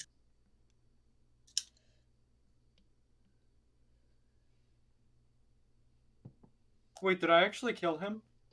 No. Chong is still up. How's he looking?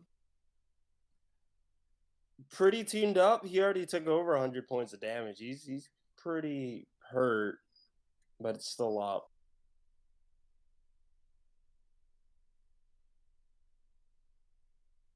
The exact damage that he took is 106. And he's still standing. Dang. We got us a beefy boy. I mean, Have we quote unquote solved what his AC is yet, or not particularly. We've definitely narrowed down the other guys, but not his yet. It's these- lower than a 30. Yeah, the operatives have the lower AC, but their trick attack, they can do good damage. Chong, on the other hand, is kind of focusing on one target at a time, but his AC is higher. I don't think you've nailed down where it is, but I think you have a good idea.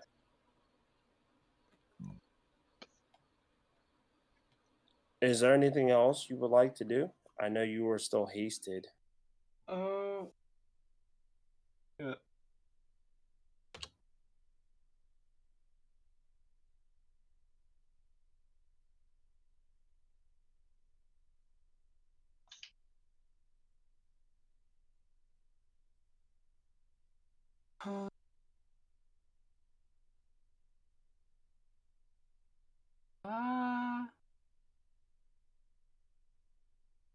I'm gonna take a guarded stat.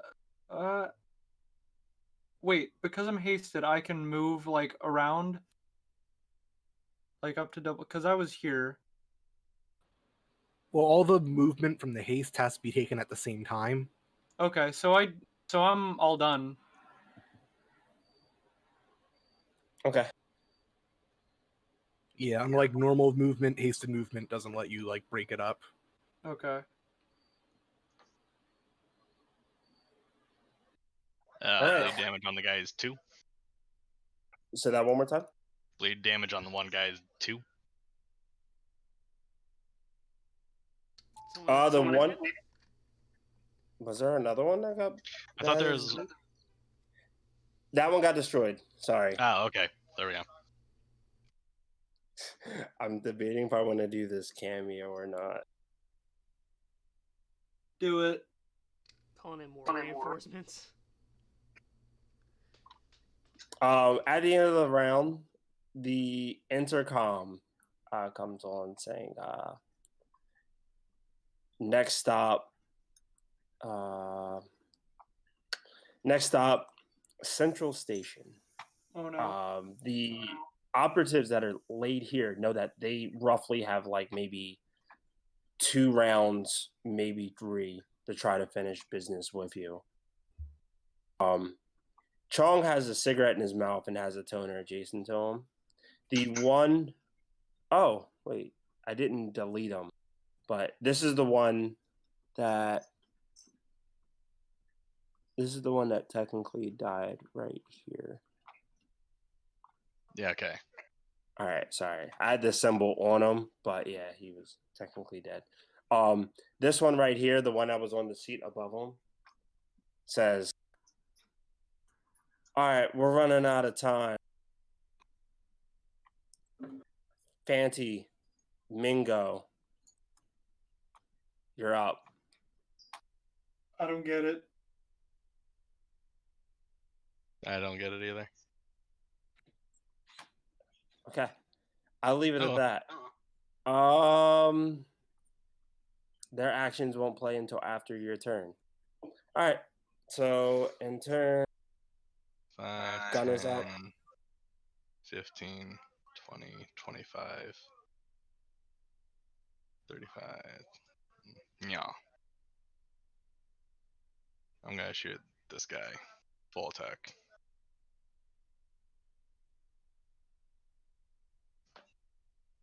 And that's a nat 20. Hey, I didn't have my last one since 7:00. This is great. So, first we'll do damage. Because that's doubled. So,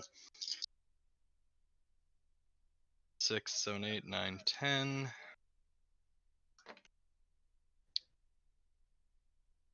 10, 13, 15, 16. So 16 plus 16. 16 plus 16. 32 plus deadly aim. So +4 +10. So 46 points of damage. Roll a d20 for the wound effect, which is another 20. So that's the head brain. So Oh, stunned boy. for 1 round. Fort save. Which I guess, what's the DC for that then?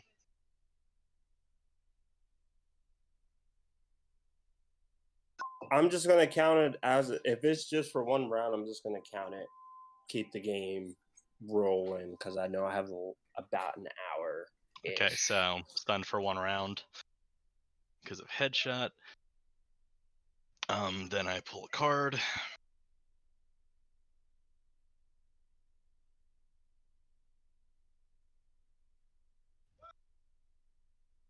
Bellringer, which also just kind of works. The target takes a -5 penalty to intelligence checks and intelligence-based skill checks until healed. Oh yeah, you can cuss the fuck out of that guy. Yeah, nah, he got fucked. That's only my first attack. I ain't stupid. This ice goes in my head tastes like Jerry. Second attack. Oh, that's not gonna hit probably. -3, so 7, 6, 5, so that's 14 plus. So yeah, it's only a 19. That's not gonna hit. Yeah, the 19 does not hit. That's fine because I pretty much did whatever I would have done anyway in this one attack. All right, so that's my full attack plus my movement, so we're good. Okay. Enemies are gonna go.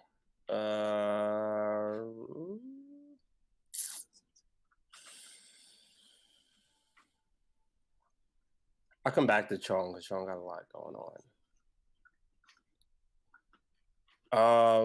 He has his Sheeran eye rifle, and you're directly in line of sight with him. Instead of taking his move action, he's going to put out one more message because I'm not going to lit up any more enemies. He's going to say, they might get away. You see he has 2 hands on what looks to be like an earpiece to talk to other people. Says, they might be getting away. Maybe it's time we call in the shepherd. Oh god.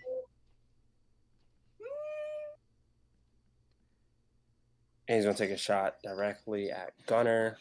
The first roll is going to be for trick attack to see if it triggers.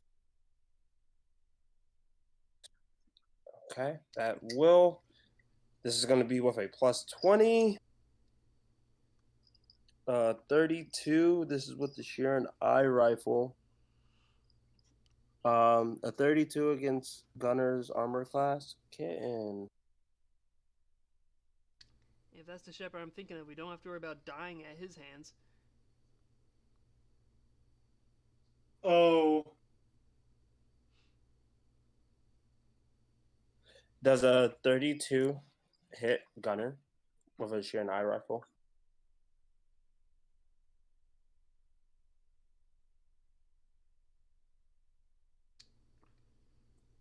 .32 is Casey. Yeah, because it's piercing. Yeah. Okay. All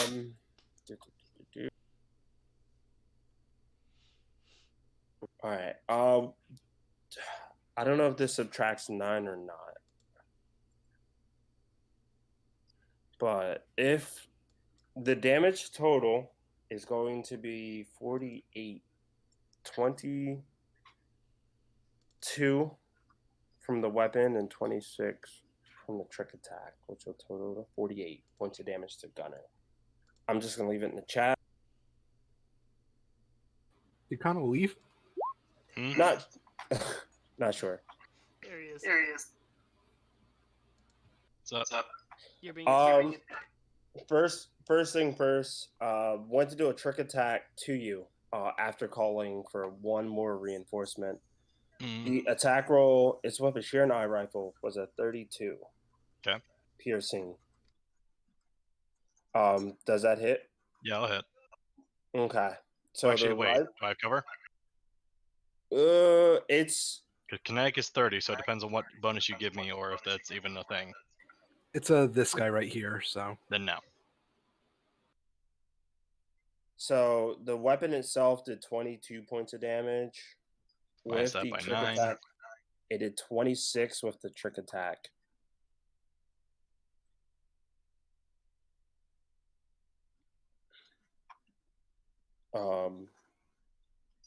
And yeah, he called for backup, so he's not moving.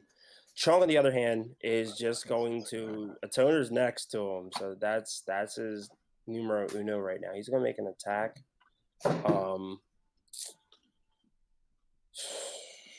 This attack is gonna just be with a plus 18. is this a gun attack or a punch attack? He was using the machine gun, Mm. so this is gonna be a gun attack. Ooh. Will you be able to retaliate? Yeah. Does a 33 hit? Oh yeah, it does. All right.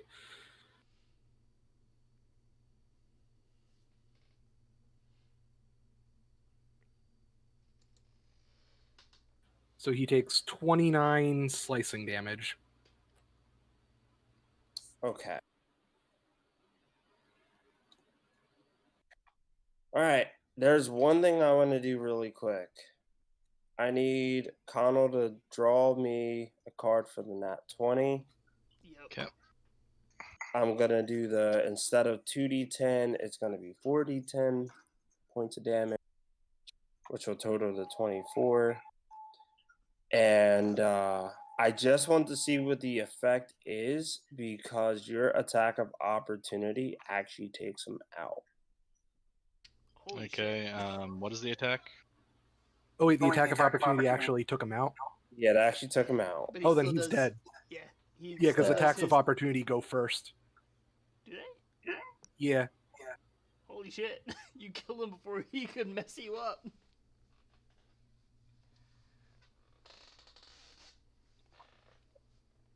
He's right. Okay.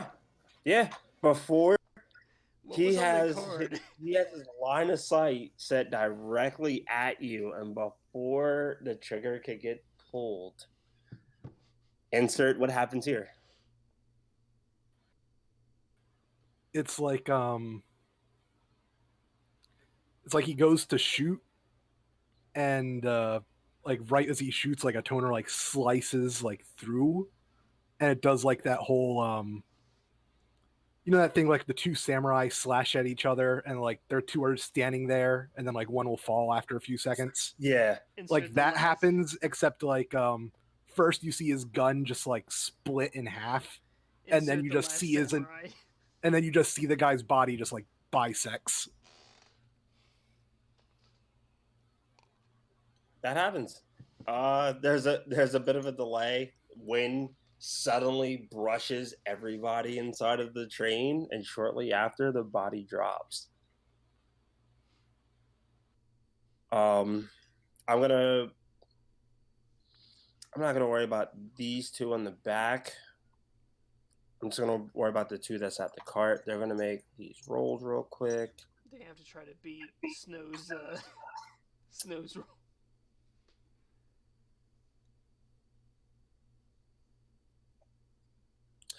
One of them attempts to try to hack the train, and after not being successful, you just see a laser pistol being pulled out and just shooting at it, and lights begin to flicker in both carts, the cart that you're in and the cart that they're in.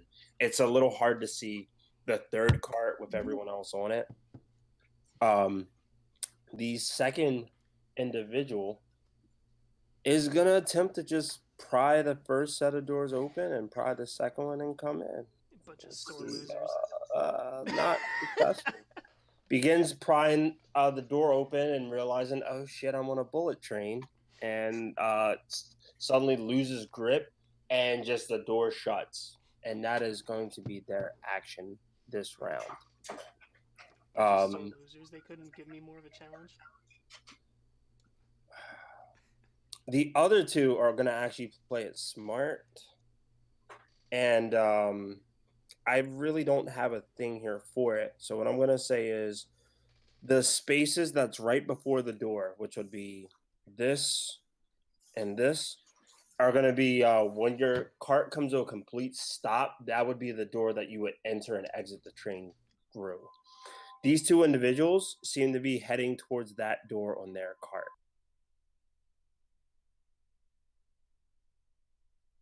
And they're going to double move.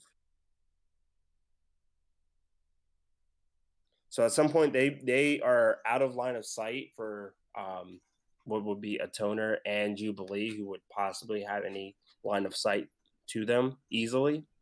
But yeah, that's going to be that's all their actions. A Toner's up. All right, so the doors are still shut, right? Yep. Mhm. Snow made sure of that. All right. Well, then in that case, Toner will turn his attention to this guy then, since he can't get to these guys. And because he's hasted, he's going to full attack. Which you're hasted. Are you attuned to anything, or going to attune to anything? Oh yeah, going to attune, yeah. Tuned to Photon. Okay. Oh, nat 20. That cancels out the nat 20 I would have got on you, and that's another cup for me. And a 30. So the 30 hits too. The 30 does hit. Yeah, their AC is not as high as Chong. All right. Tell me so when? And melee, I assume. Yeah, melee slashing. All right, so should it make that noise? Oh wait, it is the fumble deck. About to say. Why is my success not so good? That's the first attack. There we go. Holy crap. Plus severe wounds, so he gets 2 wounds. A 14, so that's leg. And a 4, and that's bleed. All right. But he can make so one a more. fort save to negate the leg. Tell me when. Oh, you're drawing. Oh, right, because you drew from the fumble. Yeah, I okay, chose the go. wrong deck. Now? Yeah. That was a fail on the fort, unless. Oh shit! We got an extreme card, baby. Nice. Extreme melee. Okay, so first. Oh, bell ringer again. Wait, is this the same guy? No, it's not the same guy. Yes, it is the same It's guy. the same guy. Oh my god. He's the last one left, so he is He's got a concussed. minus 10 penalty to intelligence checks. Ooh. And intelligence-based skills until healed. Also, he's now missing Oh, a leg, wait. and he's bleeding. Oh god. Yep. Wait a He's minute. Heavily Don't- concussed. That depends if he even makes it past this. Triple damage. Ooh. Ooh. So that's Yeah, no, 180 damage, and that's just the first attack. He's done off The second first. attack hasn't even happened yet. I do Now- want to see what your second roll is, but Here's the thing, though. It says you drop your weapon after making the attack. I mean, it's a Solarian weapon crystal, so it would have Exactly, just that's come what I back don't to know. him immediately anyway. That's just what it says, so. Triple damage, and you drop your weapon. You know, just for the sake of it, make your second attack. I mean, he's done 180 points easy. Yeah. Didn't stand a chance. Jesus. God, that's brutal.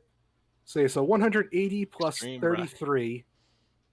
So that'd be 213?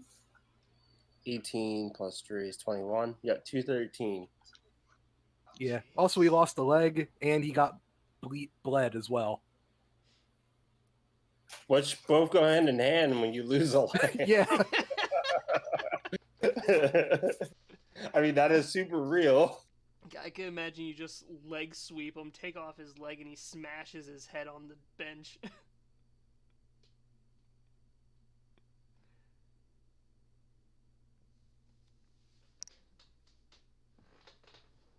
Jesus. That's reckoning some damage. Yeah, like a toner does like a Devil May Cry launcher that cuts the guy's leg off and then like volleyball spikes him with the sword back down onto the ground, which causes him to hit his head on the bench. Well, you definitely demolished the last character on your current train. Technically, in initiative, it would be Kalani and then Snow. There are no threats on your current train, and it would kind of come down to Snow's computers versus theirs, and I would say that that's going to hold up easily.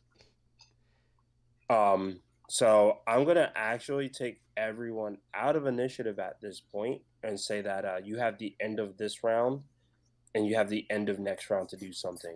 If you've already taken an action already with eliminating someone, then that counts for this round. So I guess I will leave the initiative up just for Snow and Havoc, at least for right now. Yeah, Snow's gonna walk up to the door, keep up her hacking, and just wave with a smile to the people on the other side. And at the same time, Jubilee is going to go to the exit door where she saw the other two end up heading in that direction.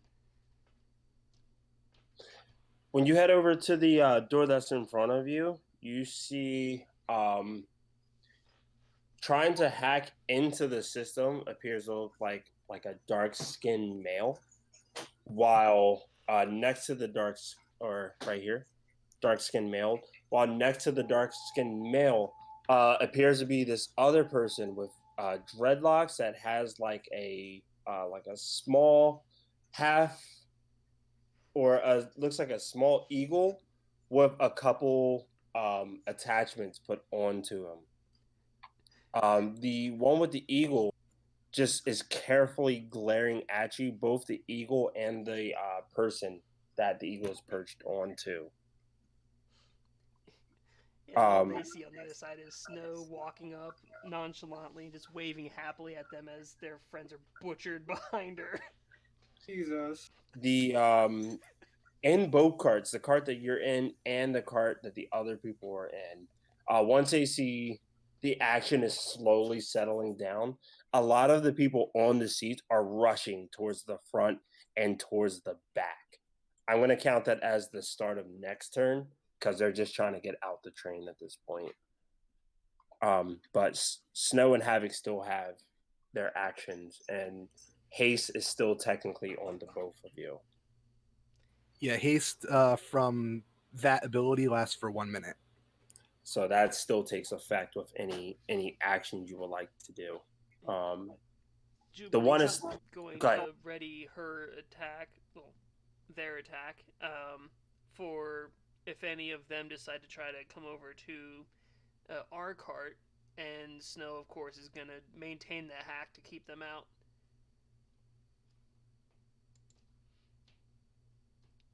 Okay. I'm not gonna roll computers with you because even like your worst computers is a super challenge for them. They don't have computers as a skill. Yeah, computers is a plus 22 for me. So I'm not gonna do that. I'm just gonna say you sustain it to keep the game rolling. That being said, Havoc does have a turn at least for this round, and then there's just the round of what do all of you want to do before the doors open. So Havoc, you are up. The threats on your card have all been eliminated. You do see that your leader, Captain Snow, seems to be locked onto the cart that's behind you, and two shadowy figures is kind of looking through the window, trying to see anything on their end. Yeah, what you see is like her right hand that's covered in the cybernetics, just constantly like twitching and moving like it's typing, and her other hand waving at the people on the other side.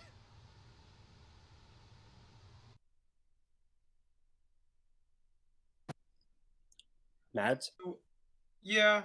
Okay, cool. I just make sure you was here. That's all. Yeah. Are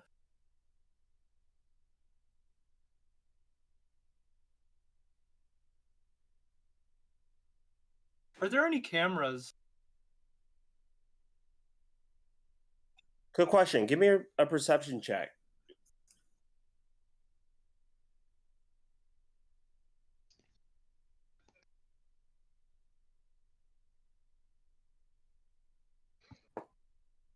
That is a nat 20. Oh my gosh, you guys are killing me. You're killing me. Plus, I don't have much. Yeah, that's just a straight nat 20. Actually, no, it's a 23. I was good at 7 o'clock. Stop. That just came over making sound effects like you're up. All right, God. let me know. You would not have survived the D&D game I had last week. Yeah. Needs. With a nat 20, the cameras are placed underneath both of the entrances and exits on the front and the back corners of the cart. So right here, the same on the front. Additionally, there seems to be one place directly in the center. There seems to be one place in the center, but with the like black tint that's over the glass, it's hard to tell what that camera would see. All right. Okay, that's first level. I'll count that as a free. You just looked around and saw everything. Alrighty. So I know what she's doing. I'm going to try to touch one of them and cast Erase. Okay. I'm not going to make a save for equipment, so it works. Hell yeah. It could be any one of your choosing. Just on wherever you want to be placed. The center of the cart, the back of the cart, or the front of the cart. I thought they were all connected to one system. They're all connected, so you erasing is going to do it. It's just there is one more round left, and everyone on this cart is trying to flee. So I don't know if you want to be towards the front where I it looks would like it say might be probably less. towards the center where it would be the easiest to. Yeah, I'll do that.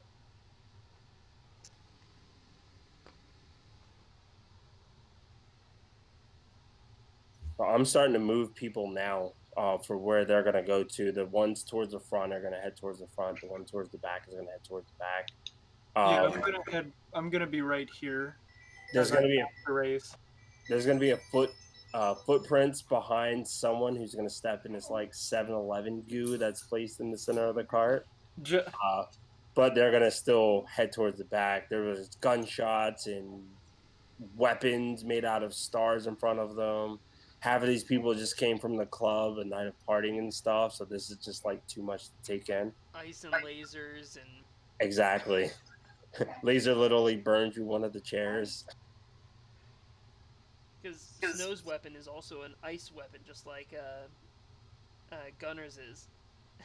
And Jubilee's is a laser Gatling gun. So I'm going to take the initiative board away. I'm going to say everyone has time to do one action before the carts open up. Since it's called Hypnotic Glow and there's a window in the door, could you say I could do it through that?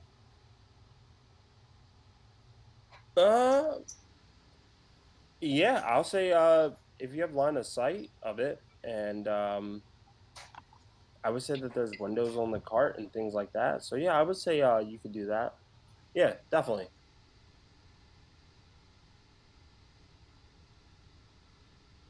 All right, Toner will use Hypnotic Glow on this one.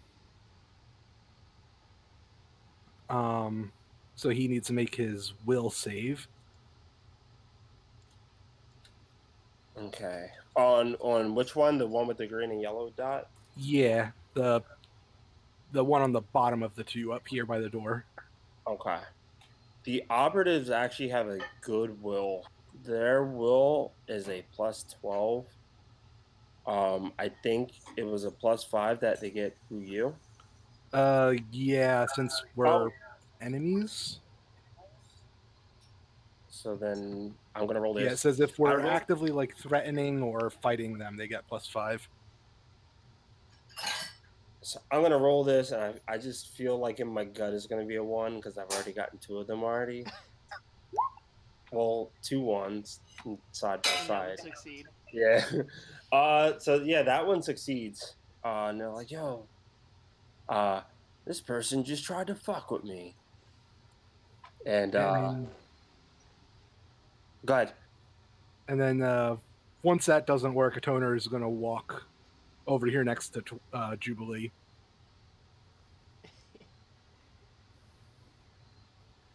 Okay. What actions does everyone else want to take before the door opens? I mean, Kalani should probably get closer to the group as well, in case I'm gonna go right all here. hell breaks loose in the doorway. Every person on the train is, if they can't get to it in a single movement, they're taking the run action. They, like I said, they just want to get off at this point. Some stumbling from a night of drinking and things. Others are people that were working the night shift. That's like, yo, this is not how I wanted to spend my Saturday night. So I do want you to put your pieces where you want to be first, and they're going to kind of surround all of you afterwards. I mean, nobody wants to be in a train during a gunfight. Exactly. There we go. So yeah. Is there any actions, any other actions anyone wants to take? A toner took an action. I mean, Jubilee is still going to be holding action for unloading on anyone who is threatening approaching. Snow is holding on to her hacking, so they're not getting through that door. Okay. Havoc, anything? Any spells you'd like to cast before the door opens? Disguise self. You might want to do that outside of the front of the window. Hmm? You might want to do that outside of the front of the window. If you do disguise self, there will be the 2 people on the cart that's looking directly into your cart. These 2. Okay, yeah. So I'm gonna get behind. Get in the bathroom. I gotta go take a shit. Yeah, I'm gonna go take a shit real quick. And come out as someone else. Yes. And come out as a little halfling girl. Shoot the halfling girl. Take her as hostage. That Well, not like person an is not- actual little girl, but just like as a halfling girl. You know that's gonna be the name. Look, a of the, halfling girl. Let's take her as a hostage. You know that's gonna be. Look, the it's name a of this potato. Session. You know that's gonna be the name of this session now, right? Little halfling girl. Gotta go take a shit. I gotta go take a shit. I'm just writing attack action. Okay. Is that everybody? 1, 2. Toner took an action. Snow took an action. Havoc is changing a disguise, and Gunner has a ready to action. Jubilee has a ready to Kalani is just going to ready an action to if any one of you get hit, another mind rush is going to go to the attacker as long as if Kalani can see them. Okay, so is that everyone's actions? Mm-hmm. All right. The doors begin to open up. I'm going to just delete all these pieces here.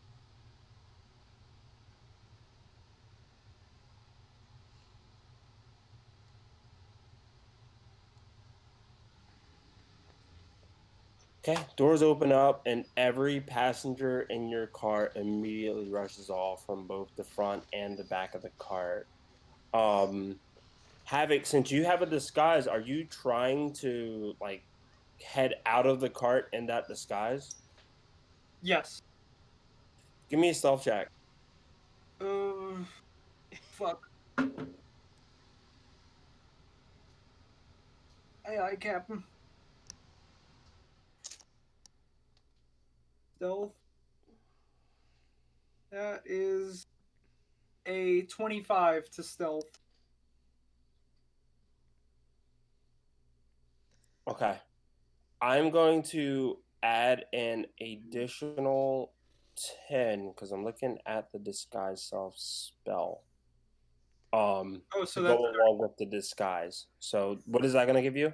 that's going to be a 35 then. 35.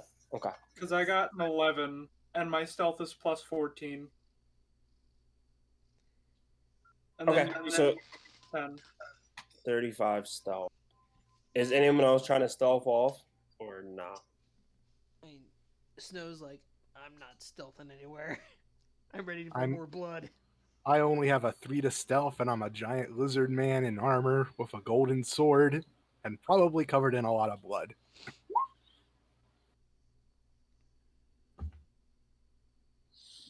Okay. Let me see. The lights flicker again for a second time. The carts come to a complete stop. On both carts, all of the passengers just immediately hop off. The two that are placed by the door, I'm gonna say, are suddenly lost in like the crowd of people. Unless you go out the car and you're specifically looking for them, you don't see them from inside your cart. I guess I should put the initiative tracker back on.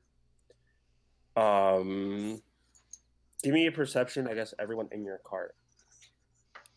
Excluding me, Excluding you currently. because I'm already out. Yeah. Okay. 17. 26. Little man, enough.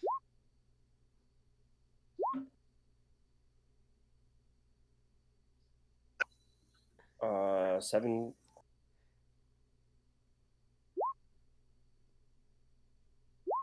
Right, 17 for a toner, 26 for Yep. gunner, 15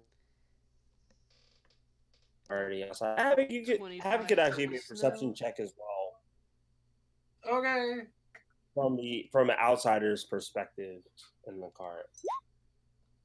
Hey. That's Snow. 17.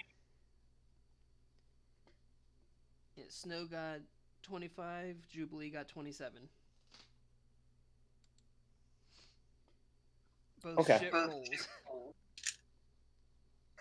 So this may not be seen from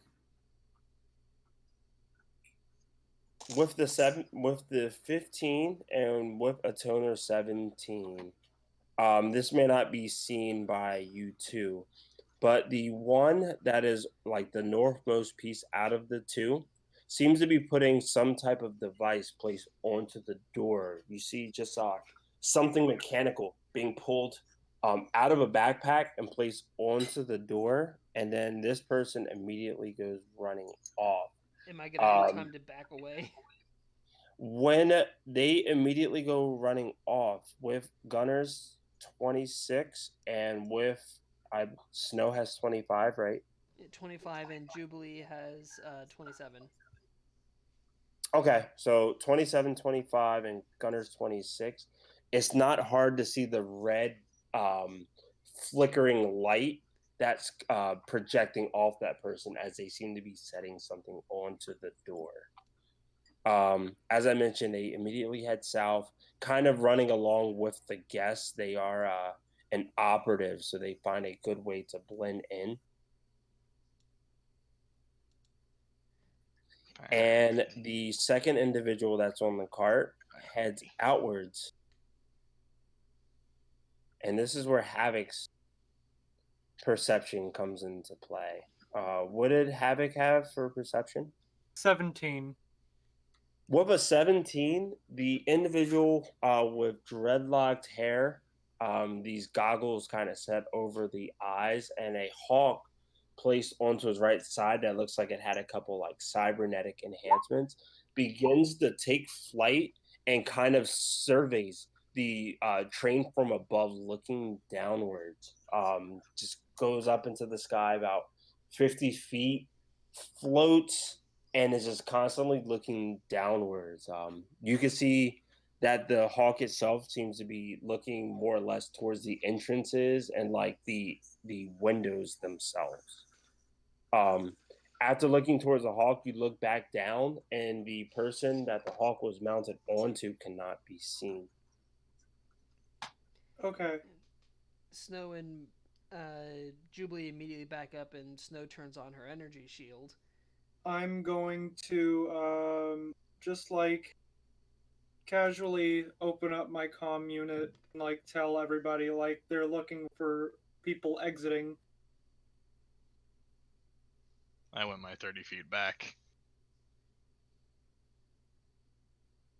Kalani, that D20 roll that I did was for Kalani. Kalani has a plus 16 to perception, and then that was another 16. So she's going to additionally go backwards, seeing the flickering light.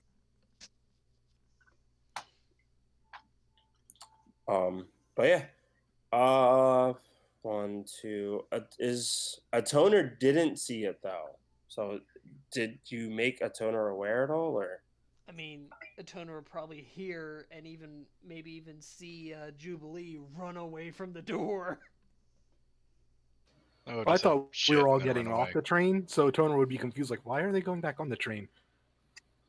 That's true too. It's like, I thought we were getting off this You thing. do what you Why wanna do are then. you all going back in the seats? It's like he probably would have gotten off the train, then looked back, and be like, wait, why is no one following me? Would a toner go back on the train, or would a toner continue to look at things outward here? The most Snow. It depends on how fast this is all happening. I mean, the most Snow would have said at this point is shit, shit, shit, shit. Pretty much, I would have just been like, fuck! And just turned around and ran. Yeah, because So by this point, a a Toner would have probably been like about here or so.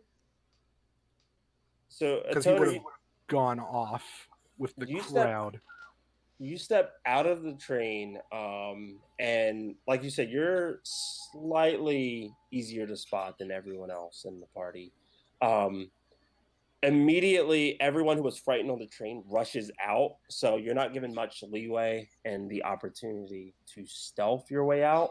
But you do also catch a glimpse of a hawk kind of flying up above, and it's not hard to hear two of your teammates still in the train with the following remarks: shit, shit, shit, shit, shit, and fuck. Did I do justice to Yeah, you? you did good. Run. Dun, dun, dun, dun, dun. Yeah. So yeah, it is your turn. You can choose to do as you please. With your perception, they are operatives, so it's a bit easier for them to blend in with the crowd. You don't feel necessarily stealthy in getting out. I will leave it at that. All right. I'm going to say a Toner like turns around to face back towards the train and calls out for everyone, but he doesn't step back onto the train. He'll be like, he'll just like turn around and be like, guys, where'd everybody go?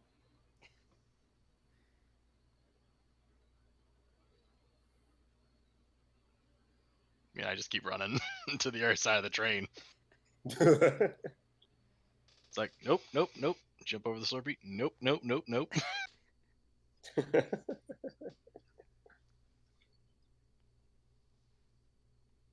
Okay. I'm gonna say that this round ends, and the as you would imagine, the C4. That was not C4, but the explosion. I can't think of the name of it right now. Breaching charge. Yes. Thank you. Thank you. Both of those things work. I just drove blank. But yes, that was placed onto the door, and it explodes. I sadly don't see a thing for an explosion on here, so I'm just gonna put more red paint.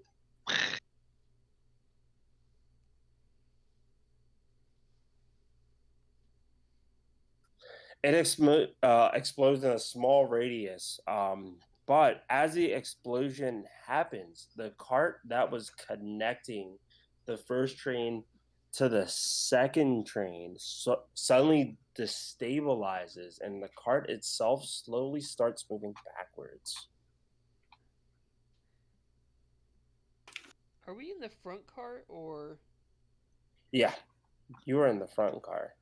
And Snow's actually going to message everyone else, get on the train, we have a free ride. And she's actually going to move towards the front to remote hack the controls to get it moving.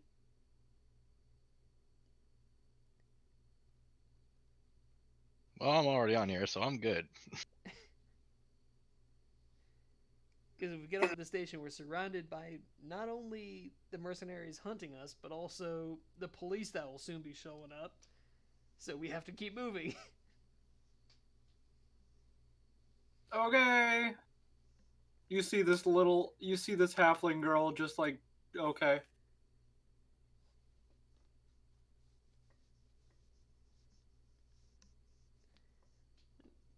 Well, There you go. There's the placement. That cleared all this out for us. Hack into the train. Let's get moving. Okay. I just went back to this just to kind of show like all of that happened between the first stop and that second stop. So in game, a small amount of time has passed. Out of game, a lot has passed, but it was literally as you were leaving the Lizard's Lounge, the others were on the same cart that you were. I am going to cut back to that map really quick because, as I mentioned, some of your players are easy to be spotted, and there is a hawk above the train. So we do need to play that part out. But as we go into this round of initiative, what is everyone's actions? Snow's going to move to the front of the train to hack into it to get it moving, and also messaging everybody else to get back on the train. I'll pretty much just be pointing my gun right at the back entrance to make sure if anyone not wanting to be on the train gets on, I have a opportunity to shoot them. A toner will try to get back onto the train.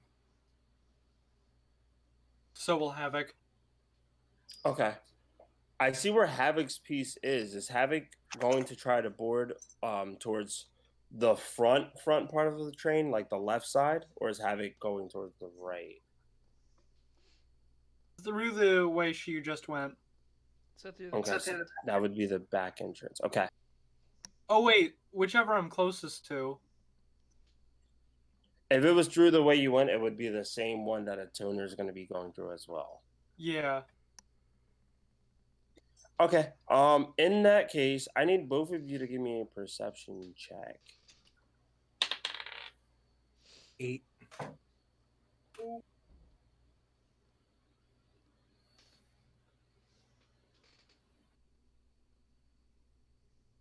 Five. Yikes. Okay. High five. You got dangerously close to a nat 1, Brandon. Let me see. The both of you are attempting to go board back onto this train. Everyone else is already like, I'm getting the fuck out of here. And what looks unusual to everyone else to see, gunfire and gunshots and everything happening. Two people are about to board back on. You hear the sound of a gunshot go off. And I'm going to roll a d6. Odds the attack is going to be towards a toner because a toner is the easier one to spot. Evens is going to be the fact that someone else is going to be boarding with a toner. Even though they haven't spotted your disguise, they think it's unusual for someone to want to board the train after gunshots. No, after that happened. I'm late for It's work. Will Smith I don't care logic what from- happens. This is Australia. It's Will Smith logic from Men in Black. What's a little girl doing out at night with an astrophysics book? Exactly. What's a little half-elf girl doing outside? Okay. Odds this shot's gonna go towards the toner. Evens is gonna. Odds it is. Those odds. This one, I'm gonna say though, you have a +4 to your AC because people are just running everywhere. So this shot that they're trying to do isn't going to be easy. The first roll is going to be for the trick attack to see if they were able to get it, which they are. The second attack is going to be with a sheared eye rifle to try to lock down a shot onto you and see if it hit. Is that EAC or KC? Sharon The is KC. KC. Okay, so what's the total? It'll be 37 total. Ooh, yeah, that still goes above even with the +4.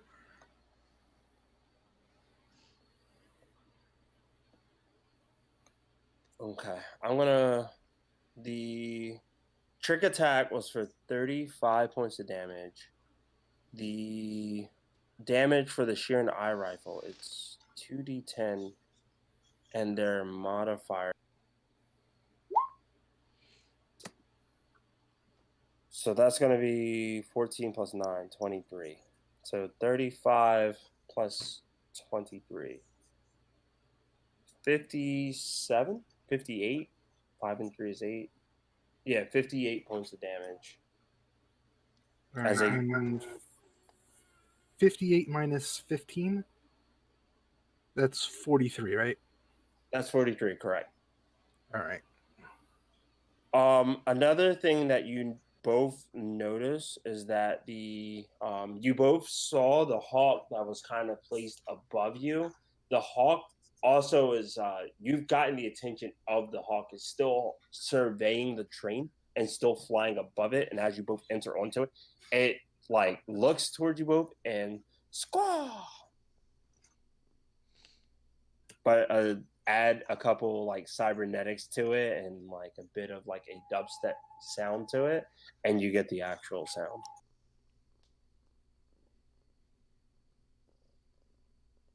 Oh man, as soon as But all of you are on board. Besides that, and I would take it that Jubilee's gonna hack into the main computer system that's running this train. Yep, Snow is. Or I'm sorry, yes, it's Snow. Okay.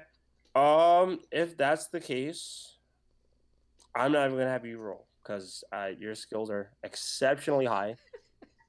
And if you were to fail, that means I would have to do combat out, and I'm trying not to.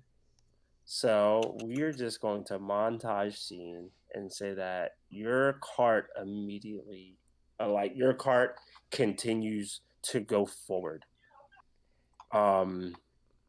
You give enough time for both Atoner and Havoc to find a seat to sit onto as this bullet train just begins to go almost at its like full velocity that it would go normally. She's gonna turn to everyone. Look at that. We got another free open cart. Is there anything you say over the intercom as you do it though? I mean, that's what she's gonna say to the rest of the crew. Is like, hey, look at that. We got another free empty cart. Okay, let's go back to here. Okay. Where would you like to go? To the ship. Or close enough to it that we can also get off before the thing reaches the station. As close as we can, and also probably search the bodies that are still on the ship or on the cart. Plus, is Havoc gonna make any mention of the bird? Say that last part one more time. I'm sorry, I was moving the ship. And I'm asking Havoc if they're gonna make any mention of the bird. I already did. I already texted it to everybody. No, I didn't hear that. Then I'm gonna try and take a shot at it. Oh. Because the last thing we need is a bird following us, giving them our destination. Atoner is actually bleeding now, and he's just going to sit on a bench.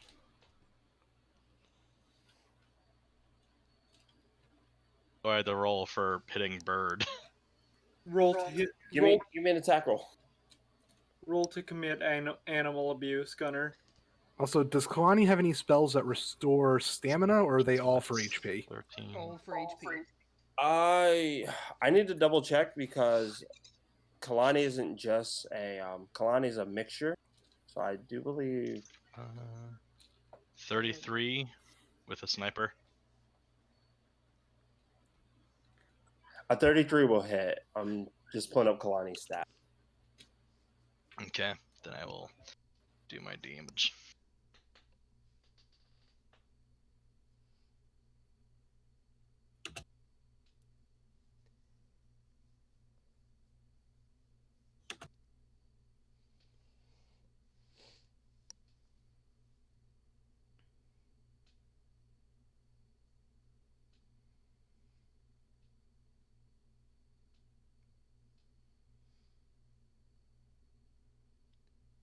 So that's 20 damage.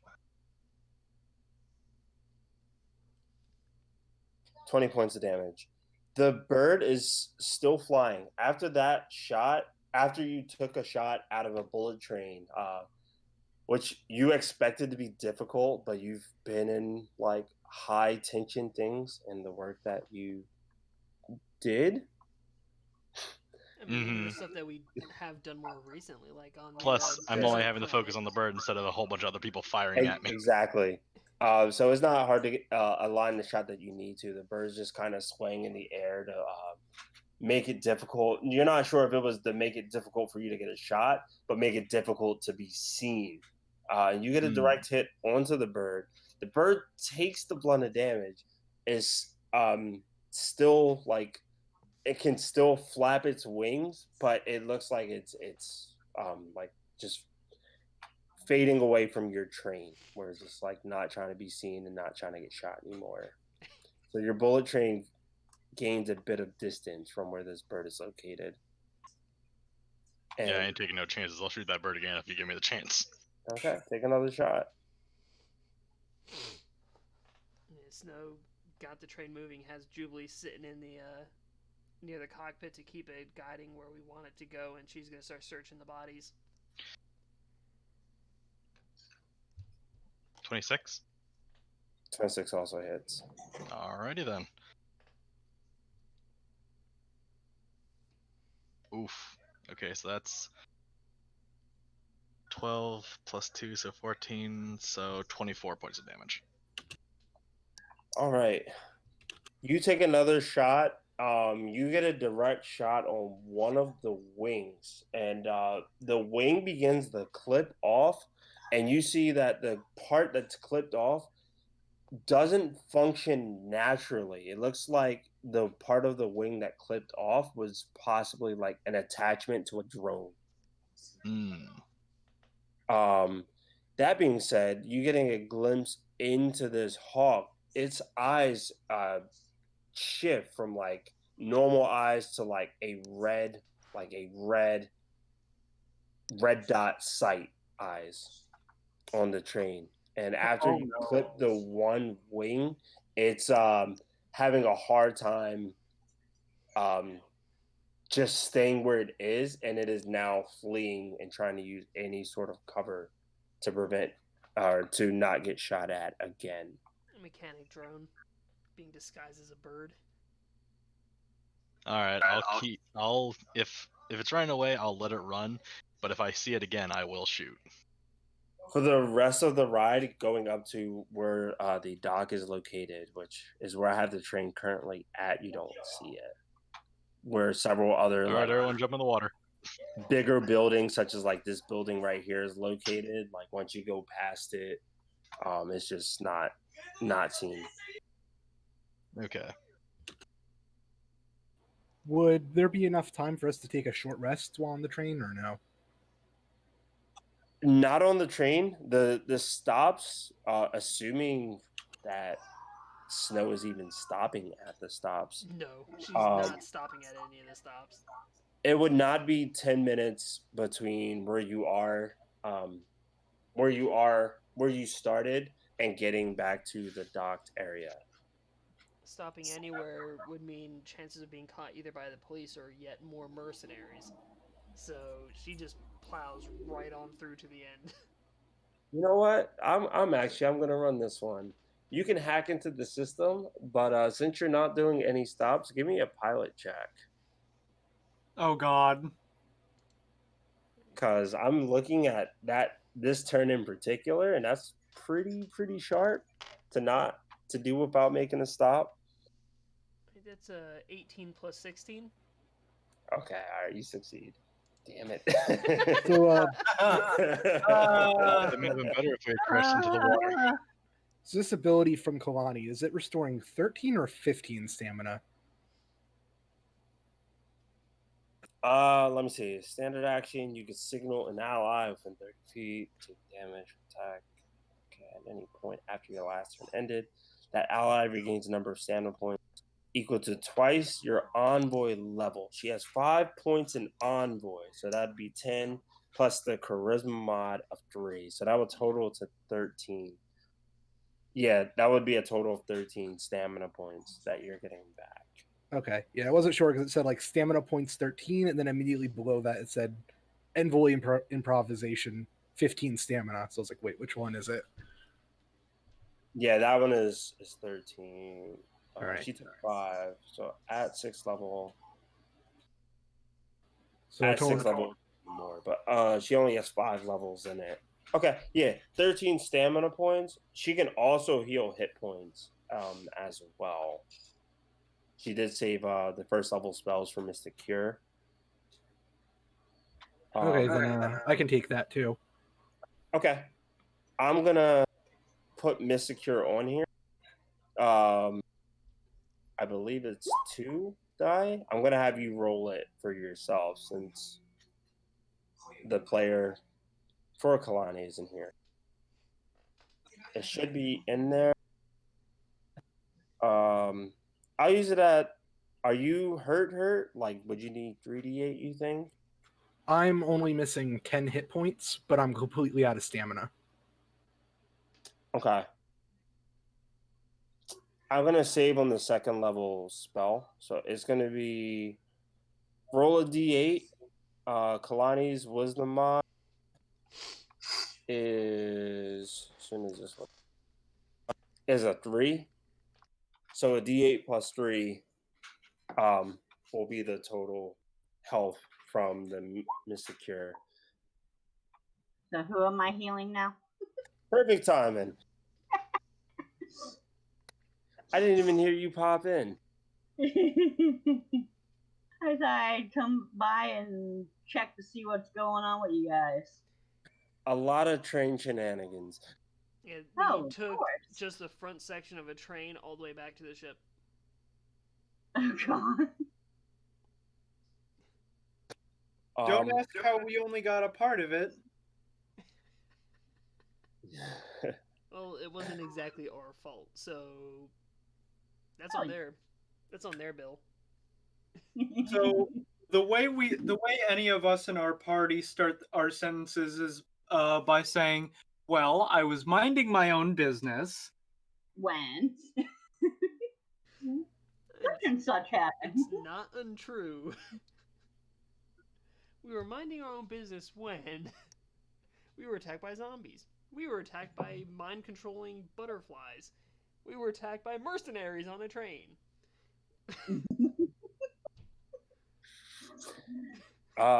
Since I do see what time it is, I think I'm going to take now to try to get towards the end of the session. With Captain Snow now in control of the bullet train that you're on, taking a direct shot towards the docks, you get there a lot faster than you expect, and I feel like probably with this being the first time that Captain Snow has navigated a bullet train, there was probably a couple like dips and turns that you didn't expect, but all of you arrived back safely towards the docks. What actions would you guys like to do? Other than searching the bodies along that train ride, she would just focus on piloting the train properly before disembarking. I am going to use my last spell slot to cast Disguise Self on myself again. Well, my last 1st level spell slot. I jump off the train. Wouldn't you still have your previous disguise, or how long do they last? It only lasts like 10 minutes. This is still Oh. within that 10 minutes. Yeah, Brandon said we didn't get take 10 minutes. Yeah. So this is within that 10 minutes. However, Well, if you were to run, yeah, my disguise would have worn off by now. Okay. All right. So what is your new disguise self? So I can at least put it in chat so I know. Just Next the same session. thing.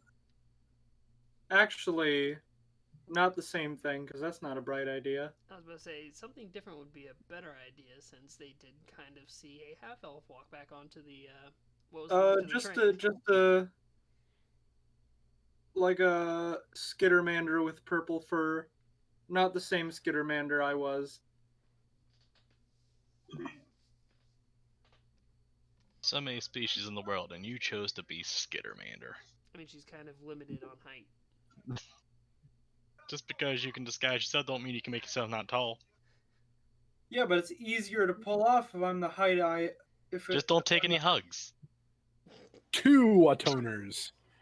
As long as you don't get hugged, no one knows that there's no body there. What if I want to hug someone? Well, then that's your problem, isn't it? Do you want a hug or do you want to stay disguised? Do you need a hug, Gunner? Absolutely not. Of course he does. He always needs a hug. I think you Dogpile the dog. hug, I Gunner. put my sniper rifle in your face. John Kyle and Gunner. You know you love I hit a me, bird Gunner. from Platonically. so far away. I can hit you right here. I know you love me, Gunner. You wouldn't do that. Oh, he's certainly. Yeah. Gonna roll. Oh my god. I go to. We've been through too much for you to shoot me now. I I mean, tackle technically, it Gunner. wouldn't be killing you. You already died. I tackle Gunner for a hug. Oh, come I here. immediately fight You back. love I immediately fight back. it. Do not touch me. That's an 18 plus whatever. Survival. Oh my god. I had a Survival to run. Survived my hug. That or Survival. acrobatics, because they're the same. Do a backflip to evade my hugs. You know what? I use my acrobatics to get on top of the train. Oh my. After the train stops. Yeah. Another acrobatics check. I stick Holy landing. shit. So when you do arrive back at the docks, you have the commander that's there. It just says welcome back. What can I help you guys with? Business came up. We gotta take off. So if our ship is ready, we'll be leaving now. All right, sounds good. It's over in Lot F, right that way. Just travel safe. Good flights. Thank Take it you, easy. and keep safe. We would love to see you come back here. And Don't as sound they like say, it. Yeah, I love the small talk. Gotta as go. they say that, it's that mandatory person that's at the airport that's paid to say that job. And, We would love to see you come back. and Snow's Anytime walking now. past I'm not Ashley's here. talk. Snow's walking past Ashley's talking and waving behind her at the guy. Maybe in a couple decades. A Don't toner is count going on to it. put his arm out somebody in else. front of Snow, and he's going to be like, "Wait, given everything that's going on, do you have any sort of way we can remote scan the ship, make sure they haven't put any tracking devices or explosives on there before we get on?" I have all kinds of stuff, and nobody got on the ship. I have biometric locks on the ship. You can still put a C4 explosive on the outside. Yes, and I could check all that stuff before we even do anything. Well, that's what I'm suggesting. It's, If we have a way we can remotely check without having to get in the blast radius of any potential explosive devices. Do you even remember what happened when we were taking on that? The entire time Snow is still walking towards the ship. Do you even remember that entire time we were trying to get off that other planet and they placed a bomb on the shuttle? I was the one who found it.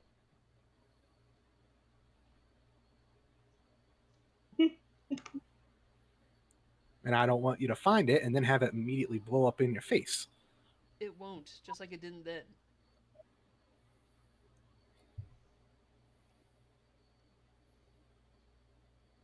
Boy, howdy! I And sure a love toner it when just we kind of argue. mutters under his breath. He's like, and I bet Bunmite didn't think that landmine would explode when he punched it either. Were you there during that whole after thing where Snow had done that a whole defuse the bomb underneath the shuttle we were using? I'm trying to remember. I don't remember. Yeah, that was the same session where Gunnar ended up taking the shots on Vil. I only remember like 4 people being there, so maybe not. Yeah, that was immediately after Bunmite hitting the mine. It was the Yeah. immediate session afterwards where Vil was captured, Gunnar took the shot, and Snow had disabled a bomb underneath the shuttle. Yeah, I remember. Actually, Gunnar no, I shooting know it Vil. was 4 people because we also had to do that game for the ship battle or going through like the asteroids that Brendan had. And it was 4 players. Oh yeah, I was there for that. I remember playing that game. But yeah, so Snow has made a routine to always check the ship.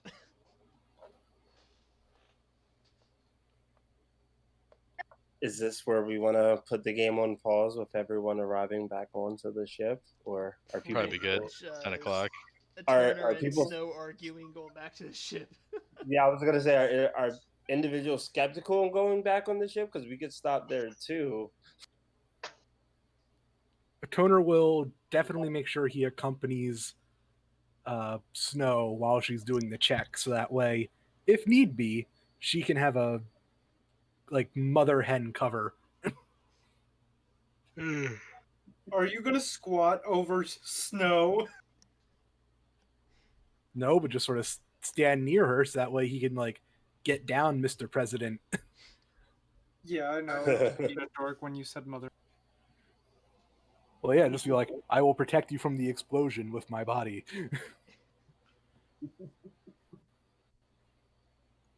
I saw one person explode directly in front of my eyes, and it was not pleasant. Yes, me too. And now their spirit is in me. Yeah, people exploding is usually not a very pleasant thing. Yes. No. Definitely not. But yeah, that's pretty much it. We all say that as if we didn't see a toner explode. Yes, the first explosion, and then the damage is not as good. It was sad. That's always the fucking case, though. It's like the traps are stupid fucking strong, but then anything else is just like, it's kind of underwhelming.